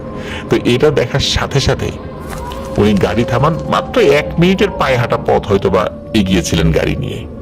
গাড়ির থেকে নেমে উনি প্রচন্ড জোরে একটা দৌড় দেন, কারণ ওই 1 মিনিট গাড়ি চালিয়ে কিন্তু কাছাকাছি একটা বাড়ির কাছে চলে এসেছিলেন ব্রিজ পার হয়ে। উনি ওই বাড়ির কাছে গিয়ে প্রচন্ড জোরে একটা চিৎকার দেন। ওনার চিৎকারের বাড়ির লোকজন বের হয়ে আসে, এসে বলে কি হয়েছে, বলে এই ঘটনা, আমার সাথে একটু চলেন। তখন ওই বাড়ির লোকজন ব্রিজের কাছে যায়, কাছাকাছি বলতে ওই গাড়িটার কাছে আর কি। তো ওখানে গিয়ে দেখে যে গাড়ির মধ্যে কেউ নাই, একদম স্বাভাবিক। তারপরে উনি ওই লোকদের সহযোগিতায় ওই গাড়ি নিয়ে মালিকের বাড়ি যান, কারণ ওই বাড়ির লোকজন ওনার সাথে এসেছিলেন মালিকের কাছে ওই গাড়িটা বুঝিয়ে দেওয়ার জন্য। পথে আবার ভয় পেতে পারেন এই জন্য, আর উনিও রিকোয়েস্ট করেছিলেন যেন একটু এগিয়ে আসেন, আর ওই লোকরা ওনার বাড়ি পর্যন্ত পৌঁছে দেয়। এরপর থেকে উনি অসুস্থ হয়ে পড়েন। দীর্ঘদিন উনি রোগে ভুগেছেন। উনি একদম সুস্থ স্বাভাবিক মানুষ ছিলেন। এরপরে উনি অসুস্থ হয়ে পড়েন। অনেক ডাক্তার কবিরাজ দেখানো হয়েছে, কিন্তু সুস্থ হননি। এই ডাক্তার কবিরাজের পেছনে বহু টাকা খরচ হয়ে যায়। তার সহায় সম্পত্তি সব বিক্রি করে ওনার চিকিৎসা করা হয়, কিন্তু কোনো উন্নতি হয়নি। এভাবেই উনি ভুগে ভুগে মারা যান, যার ফলে ওনার পরিবার খুবই আর্থিক কষ্টের মধ্যে নিপতিত হন। তো এই কারণেই মূলত ওই মহিলা সাহায্যের জন্য এসেছিলেন। তো এটা একটা ঘটনা। এরপরে আমাদের আলী আদনান ভাই বলেছেন যে একজন রিক্সাওয়ালা ওনার কাছে যখন এই ঘটনাটি উনি বলেন যে এরকম একটা ঘটনা শুনেছি, তখন ওই রিক্সা চালক ভাই উনি আলী আদনান ভাইকে বলে যে আরে এরকম একটা ঘটনা তো আমিও দেখছি, বিশেষ করে ব্রিজকে কেন্দ্র করে আমার নিজের সাথে ঘটছে। তখন উনি আবার জিজ্ঞেস করেন কি হয়েছে, তখন আমাদের ওই রিক্সা চালক ভাই তখন উনি বলেন যে একবার উনি রাতের বেলা ফিরছিলেন রিক্সা নিয়ে, ফিরতে ফিরতে বেশ রাত হয়ে গিয়েছিল। ওই বারুর ব্রিজের কাছে যখন তিনি এসেছেন, হঠাৎ করে দেখেন ওই ব্রিজটি চরকির মতো ঘুরছে। এটা দেখে প্রচন্ড ভয় পান। উনি রিক্সা ঘুরিয়ে উল্টো দিকে যাওয়া শুরু করেন। উনি জাস্ট এতটুকুই দেখেছেন। সামনে গিয়ে কয়েকজন লোককে ডাক দেন একটা বাড়ি থেকে, তারা এগিয়ে আসে, দেখে যে না, ব্রিজ ঠিক আছে, একদম স্বাভাবিক। এরপরে আসি ওনার এক আত্মীয়ের সঙ্গে ঘটেছিল আরো একটি ঘটনা এই ব্রিজকে কেন্দ্র করে। সেটা হলো যে ওনার এক আত্মীয় উনি মাটি কাটার কাজ করতেন। ভোরবেলা বেরিয়ে যেতেন আজানের পরপরই, সারাদিন মাটি কাটতেন, এটাই ছিল তার কাজ মূলত। তো কি হয় যে ওনার বাড়ির কাছে, যে এটা অবশ্য খুব বেশি দিন আগের না, কাছাকাছি সময় আর কি, ওনার বাড়ির কাছে যে মসজিদ রয়েছে, ওই মসজিদের যিনি মুয়াজ্জিন উনি ভুল করে অনেক রাত্রে ফজরের আজান দিয়ে ফেলেন মাইকে। এখন আজানের শব্দে যেহেতু তাদের ঘুম ভেঙে যায় এবং তারপরে কাজে বেরিয়ে পড়ে নামাজ পড়ে, এখন ওনার যে আত্মীয় বের হবেন, তার বাবা তাকে ডাকছে, এই আজান দিয়ে দিছে, ওটো ওটো যা। তো উনি আজানের শব্দ শুনেছেন, উনি উঠে হাত মুখ ধুয়ে কোদাল নিয়ে ঝাঁকা নিয়ে হাঁটা ধরছেন। তো অনেকক্ষণ হাঁটছেন উনি। হাঁটার পরে ওই বারুর বাড়ি ব্রিজের কাছে যখন তিনি এসেছেন, তখন দূর থেকে দেখছেন বিশাল এক অবয়ব, সাথে একটি আরেকটা ছোট অবয়ব রয়েছে। আর একটু কাছে যখন আসেন তখন দেখেন এটা একটা মহিলা অবয়ব এবং তার সাথে একটি বাচ্চা রয়েছে। এই দৃশ্য দেখার পর উনি তো উল্টো দিকে ঝেড়ে দেন এক দৌড়, ওই কোদাল তারপর ঝাঁকা এগুলা ফেলে বেশ খানিকটা দৌড়ে একটা মসজিদের কাছে গিয়ে প্রচন্ড জোরে দেন এক চিৎকার। মসজিদের ইমাম সাহেব, ওই মসজিদের পাশে একটা ঘর ছিল, সেখানে ঘুমাতেন। তো তার চিৎকারে ইমাম সাহেবের ঘুম ভেঙে বের হয়ে আসেন। ইমাম সাহেব আবার ওই ভাইকে চিনতেন, বলে কি হয়েছে তোমার? বলে আমি তো মাটি কাটতে বের হয়েছিলাম। এই তোমার মাথা ঠিক আছে? তুমি মাটি কাটতে বের হয়েছো রাত কয়টা বাজে তোমার ধারণা আছে? বলে কেন, আমি তো ফজর আজান শুনে বের হইলাম। কবরে পাগল, তুমি যে আজান শুনছো ও ভুল করে দিছে হয়তোবা, এই যে দেখো ঘড়িতে কয়টা বাজে। তখন দেখা গেল ঘড়িতে তখন রাত 2টো কি 2:30 এরকম একটা সময়, এরকম সময় হবে আর কি। তো এটা দেখে তো উনি অবাক হন যে আরে আমি এই এত রাত্রে বের হয়েছি, এখন বাজে রাত 2টো 2:30, আমি তো আরো অনেকক্ষণ আগে বের হয়েছি। আর এত রাত্রে বের হওয়ার কারণেই মূলত এই ভয়ানক জিনিসটি উনি ব্রিজের কাছে দেখেছিলেন। ওই ব্রিজের কাছে এরকম অনেক ঘটনা নাকি রয়েছে। আমি আবারও বলছি, ব্রিজটা হচ্ছে বারুর বাড়ি ব্রিজ।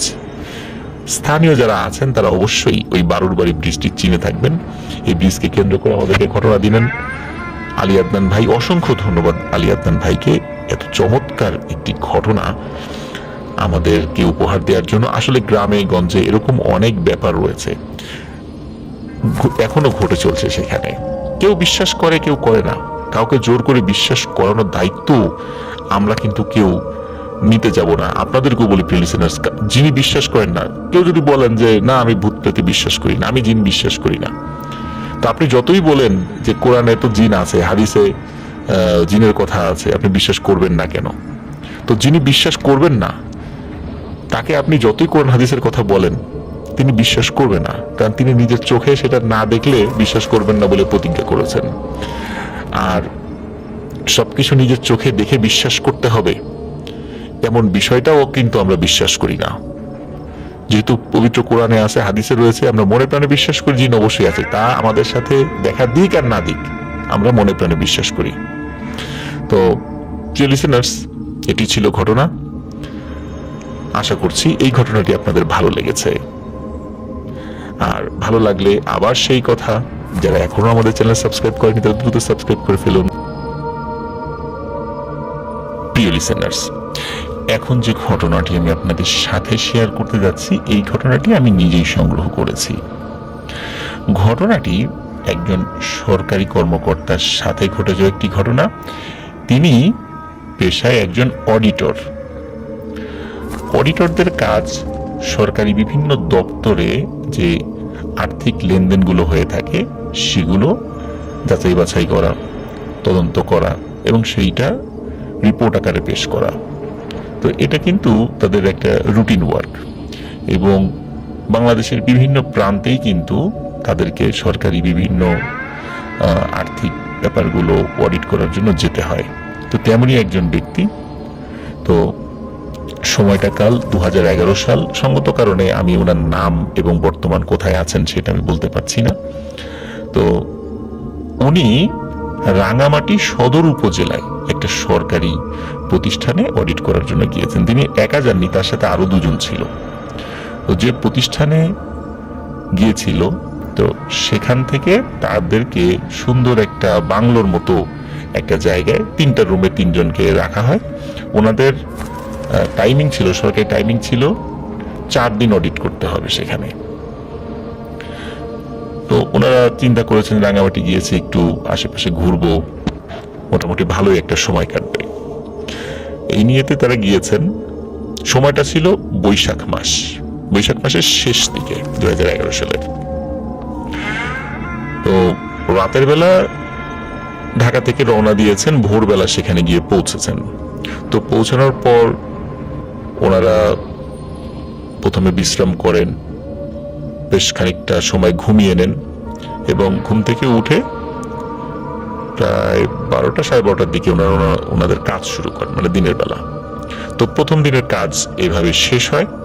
শেষ হওয়ার পর তারপর রাতের বেলা স্বাভাবিকভাবে খাওয়া দাওয়া করে যে যার রুমে শুয়ে পড়েন। তো ওই রাতে মোটামুটি তার ভাষ্য অনুযায়ী রাত প্রায় 1টা কি 1:30টার দিকে হঠাৎ করে ঝড় শুরু হয়। যেহেতু বৈশাখ মাসের শেষ দিকে ছিল, ঝড় হওয়াটা অস্বাভাবিক কিছু নয়। তাছাড়া সন্ধ্যা থেকেই আকাশটা মেঘাচ্ছন্ন ছিল ওই দিন। তো ওনার জানালা খোলা ছিল, আর যেহেতু এপ্রিল মাস মানে গরমের সময় ছিল, এপ্রিল মাসের শেষ দিকে ছিল, তো ওই সময়ে জানালাগুলো খোলা ছিল যাতে করে ঘরের মধ্যে পর্যাপ্ত আলো বাতাস আসতে পারে। এই জন্য সারাদিনই খোলা থাকতো, রাতের বেলা উনি ঘুমানোর সময় জানালা বাতাসের জন্য খুলে রেখেছিলেন। প্রচন্ড বাতাস যখন বইতে শুরু করেছে, যেহেতু ওইটা একটা টিলার মতো একটা জায়গার উপরে ছিল, তার আশপাশ থেকে ধুলোবালি আসার কোনো মানে ওরকম সম্ভাবনা ছিল না। তো উনি চিন্তা করছেন বাতাস আসছে ভালোই, তো মানে একদম পাহাড় ঘেঁষে বাতাসগুলো জানালা দিয়ে ঢুকছে, ওনার কাছে বেশ ভালোই লাগছিল। তো উনি শুরুর দিকে মানে বাতাস বইছে, উনি ঘুমিয়ে গিয়েছিলেন, কিন্তু বাতাসের শব্দের কারণে বা দমকা বাতাসের কারণে তার ঘুম ভেঙে গেলেও উনি জানালা বন্ধ করেন, যে থাক বাতাস বইতে থাকে আরো খানিকক্ষণ। তো বিজলি চমকাচ্ছিল, বজ্রের আওয়াজও শোনা যাচ্ছিল। তো উনি শুয়ে আছেন, শুয়ে থাকার পর ঘুম ঘুম চোখে উনি দেখছেন যে ওই বিজলি যখন চমকায় তখন ওনার যে জানালাটা রয়েছে ওই জানালার বাইরে কোনো একটা অবয়ব দেখা যায়।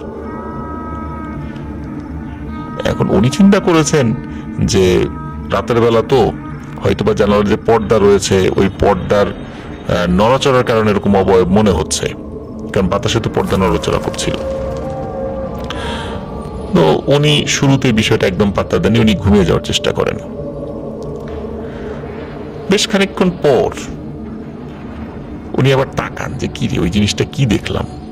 আর নতুন জায়গা তো, ওনার ভালো ঘুমও হচ্ছিল না রাতের বেলা। অনেক সময় নতুন পরিবেশে গেলে বা নতুন বিছানায় শুলে কিন্তু অনেকেরই ঘুম হতে চায় না, তো এই কারণে আর ঘুম আসলে ভালোভাবে হচ্ছিল না। উনি যেই পাশটাতে শুয়েছিলেন ওই জানালাটা ওনার পায়ের দিকে ছিল, মাথার দিকে একটা জানালা ছিল এবং পায়ের সাইডে একটা জানালা ছিল।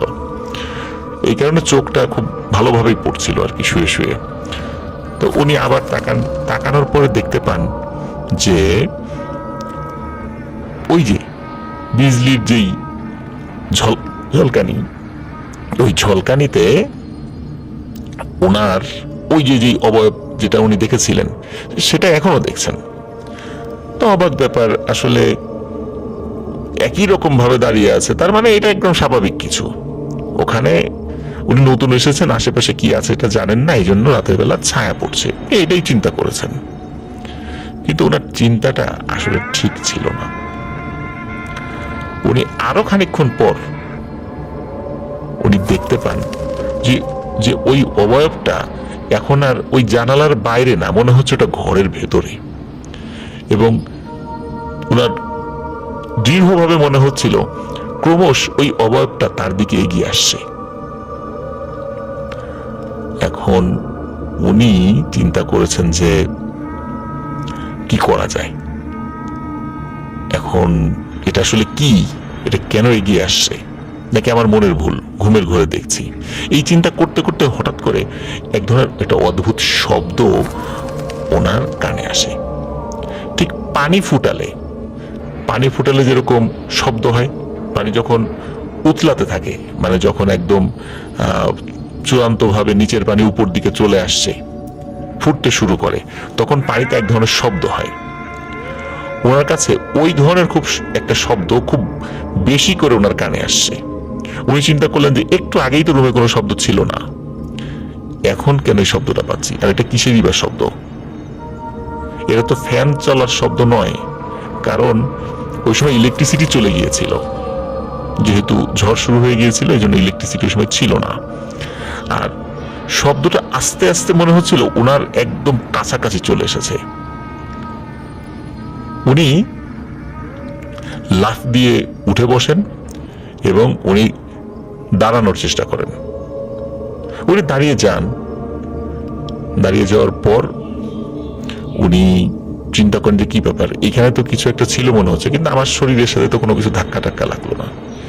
তারপরে আবার উনি বিছানার কাছে গিয়ে ওনার বালিশের পাশে রাখা ওনার মোবাইল ফোন ছিল, সেই মোবাইল ফোনের লাইটটা অন করেন। তখন উনি স্মার্টফোন ব্যবহার করতেন না, একটা বাটনওয়ালা ফোন ইউজ করতেন, সেখানে টর্চ লাইট ছিল, তো সেটা উনি জ্বালান, উনি কিছুই দেখতে পান না। তো উনি চিন্তা করে এই সবগুলোই ওনার মনের ভুল। তো যাই হোক, উনি আবার শুয়ে পড়েন, ঘুমিয়ে যান, আর কিচ্ছু হয় না। পরের দিন স্বাভাবিকভাবে তাদের যেই দাপ্তরিক কাজ সেগুলো তারা সমাপ্ত করেন। বিকেলবেলায় আশেপাশে গাড়িতে করে কিছুটা ঘুরেও আসেন। রাতের বেলা স্বাভাবিকভাবেই আবার উনি খাওয়া দাওয়া করে শুয়ে পড়েন। ওই ঘটনা, আগের রাতের ঘটনা কিন্তু উনি ওনার সাথে যারা এসেছিলেন তাদের সাথে কোনোভাবেই শেয়ার করেননি, কারণ তারাও মনের ভুল মানে ই করবে, হাসি তামাশা করতে পারে, এই চিন্তা করে আসলে উনি এই বিষয়টা শেয়ার করেন। পরের রাত্রে, ওই রাত্রে কিন্তু ওই ঝড় ছিল না, ঘরে ডিম লাইটের আলো ছিল। তো উনি শুয়ে পড়েছিলেন এবং শুয়ে পড়ার পর ঘুমানোর চেষ্টা করছিলেন। ফ্যান চলছিল ওই সময়, ইলেকট্রিসিটি ছিল। তো হঠাৎ করে ওনার মনে হয় যে ঘরের মধ্যে একটা গুমোট একটা পরিবেশ বিরাজ করলো। হঠাৎ করে মনে হলো ঘরের টেম্পারেচারের একটা পরিবর্তন ঘটলো এবং একটা গুমোট একটা আবহাওয়া, একটা অদ্ভুত রকমের গরম লাগে আমাদের মাঝে মাঝে, খুব বিরক্তিকর একটা গরম। ওনার কাছে হঠাৎ করে মনে হলো এই ধরনের বিরক্তি শুরু হলো। তো উনি চিন্তা করেন কি ব্যাপার, মাত্রই তো ঘরের টেম্পারেচার ঠিক ছিল, হঠাৎ করে আবহাওয়ার এরকম পরিবর্তন হলো কেন? উনি এটা ভাবছেন এবং এটা ভাবতে ভাবতে ওনার নাকে এক ধরনের মানে একটা গন্ধ আসে। এটা মানে বাজে গন্ধও না, আবার খুব সুন্দর সুঘ্রাণও না, কিন্তু এটাকে আমরা ভালো সেন্ট বলতে পারবো না, আবার খারাপ সেন্টও বলতে পারবো না, এমন একটা গন্ধ। মানে অসহনীয় নয়, কিন্তু বিরক্তিকর। এই ধরনের একটা গন্ধ না নাকে আসে। তো উনি চিন্তা করেন কি ব্যাপার, এই গন্ধ কোথা থেকে এলো। এই কথা উনি ভাবছেন, ভাবতে ভাবতে হঠাৎ করে গত রাতে ওই যে পানি ফুটানোর সময় যে আওয়াজটা উনি শুনেছিলেন, পানি ফুটে যে ধরনের আওয়াজ হয়, ওই আওয়াজ ওনার রুমের মধ্যে হতে থাকে, এবং গতকালের থেকে আজকে সেটা আরো তীব্র হয়ে ওনার কানে আসছে। তো উনি তো ভাবছেন যে কি ব্যাপার, এইটা তো স্বাভাবিক কোনো ব্যাপার মনে হচ্ছে না, এমনটা কেন। তো যেহেতু ইলেকট্রিসিটি ছিল, আবার ডিম লাইটও ছিল, উনি ডিম লাইটের আলোটা শুরুতে কিছু দেখেননি। তারপর হঠাৎ করে মনে হলো একটি অবয়ব ওনার ঘরের মধ্যে হাঁটাহাঁটি করছে, এবং অবয়বটা খুব আবছা দেখা যাচ্ছে, মানে একদম স্পষ্ট যে এটা না, আবছা দেখা যাচ্ছে, অনেকটা ছায়ার মতো, এবং ছায়াটাও যদি খুব হালকা হয় ঠিক তেমন হেঁটে বেড়াচ্ছে ঘরের মধ্যে। তো উনি চিন্তা করলেন যে আমার বিছানার পাশে থাকা যে একটা টেবিল ল্যাম্প, এই টেবিল ল্যাম্পের সুইচটা দিই। ওখানে পাশে একটা ছোট্ট একটা টেবিলের মতো ছিল, ওখানে একটা টেবিল ল্যাম্প ছিল, আর এক গ্লাস পানি রাখা ছিল। তো উনি ওই হাত দিয়ে যেই না টেবিল ল্যাম্পটা জ্বালাতে গেছেন, তো উনি ওই সময় ফিল করেন এমন একটা নরম হাত ওনার হাতকে চেপে ধরলো, যেই হাতের মধ্যে কোনো হাড় নেই, মানে কোনো হাড় ছাড়া যদি কোনো হাত হয় সেটা কেমন হবে, ঠিক এমন একটা নরম হাত ওনার হাত চেপে ধরে, মানে ওই ডিম লাইটটা জ্বালাতে দেবে না। উনি ওই অবস্থাতে প্রচন্ড জোরে এক চিৎকার দেন। তো ওনার চিৎকারে ওনার রুমের পাশে থাকা ওনার অন্য কলিগরা যারা এসেছিলেন, পাশাপাশি রুম ছিল, তো তাদের একজনের ঘুম ভেঙে যায়। তিনি চিন্তা করেছিলেন হয়তো উনি ঘুমের ঘোরে দুঃস্বপ্ন দেখে চিৎকার করেছেন কিনা। তো প্রথম একবার চিৎকারে ওনার ঘুম ভেঙেছে, উনি ওরকমই মনে করেছেন, কিন্তু তার কয়েক সেকেন্ড পরে যখন আবার চিৎকার দিয়েছেন, তখন উনি রুম থেকে বের হয়ে ওনার রুমের কাছে এসে ওনাকে ডাকাডাকি করতে থাকেন। তখন ওই যে ভাই উনি যিনি আর কি ভয়ের ঘটনা ফেস করছিলেন, তখন উনি ফিল করেন ওই জিনিসটা ওনার হাত ছেড়ে দিল। তখন ওই ডিম লাইটটা জ্বালান, এবং ডিম লাইটটা জ্বালিয়ে উনি কাউকে দেখেননি। উঠে দরজা খুলে দেন, তখন বাইরে থেকে এসে জিজ্ঞেস কি হয়েছে, তখন উনি বলেন যে এই ঘটনা। তখন উনি বলেন যে আসলে এটা তুমি দুঃস্বপ্ন দেখেছো, সারা রাত লাইট জ্বালিয়ে রাখো, জ্বালিয়ে রেখে ঘুমাও। বলে আমি এই রুমে আর ঘুমাইতে পারবো না। তাহলে আর আমার রুমে চলে আসো, তাহলে কোনো সমস্যা নেই। তখন উনি ওই পাশের রুমে চলে যান, সেখানে ওনারা ঘুমান, কোনো সমস্যা হয় না। তবে যখন ওই ব্যক্তি ওনার যে কলিগ ওই রুমে ঢুকেছিলেন, উনি যদিও বলছেন এটা দুঃস্বপ্ন দেখেছো, তখন তাকে বলা হয় যে ভাই তুমি কোনো গন্ধ পাচ্ছ? উনি বলেন হ্যাঁ আমি তো গন্ধ পাচ্ছি। সেও একটা গুমট গন্ধ পায়, এবং গন্ধটা আস্তে আস্তে আস্তে আস্তে ফিকে হয়ে যেতে থাকে এবং মিলিয়ে যেতে থাকে। তাহলে ওই ঘরে যদি কেউ নাই থাকে, তাহলে কেন এমন একটা গন্ধ সেখানে বিরাজমান ছিল ওই অবয়বটি চলে যাওয়ার পরেও?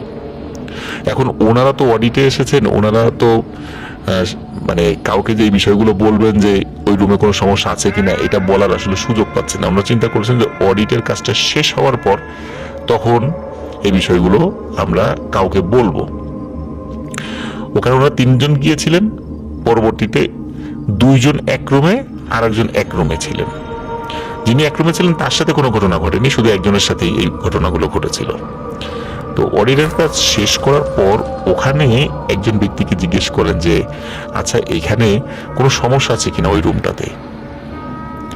তখন মানে কেউ বলতে চায় না কিছু, স্বাভাবিকভাবে এটা বলা উচিত নয়, কিছুই বলতে চাচ্ছিল না। তবে তাদের আমতা আমতা করা দেখে ওনারা বুঝে নিয়েছিলেন যে এখানে কিছু একটা সমস্যা আছে যেটা ওনারা বলতে চাচ্ছেন না। তো ওনারা জোরাজুরিও করেন নাই, কাজ শেষ করে ওনারা চলে আসেন। আর এই বিষয়টা কেন হয়েছিল ওইটা আসলে ওনারা জানতে পারেননি, হয়তোবা ওইখানে কোনো ব্যাপার ছিল যেটা তাদেরকে বলা হয়নি সঙ্গত কারণে। তো প্রিয় লিসেনার্স, এটি ছিল ঘটনা। এটি ছোট একটি ঘটনা।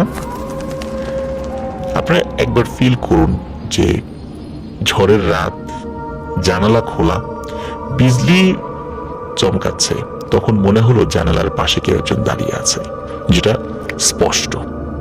এটা মনের ভুল নয়।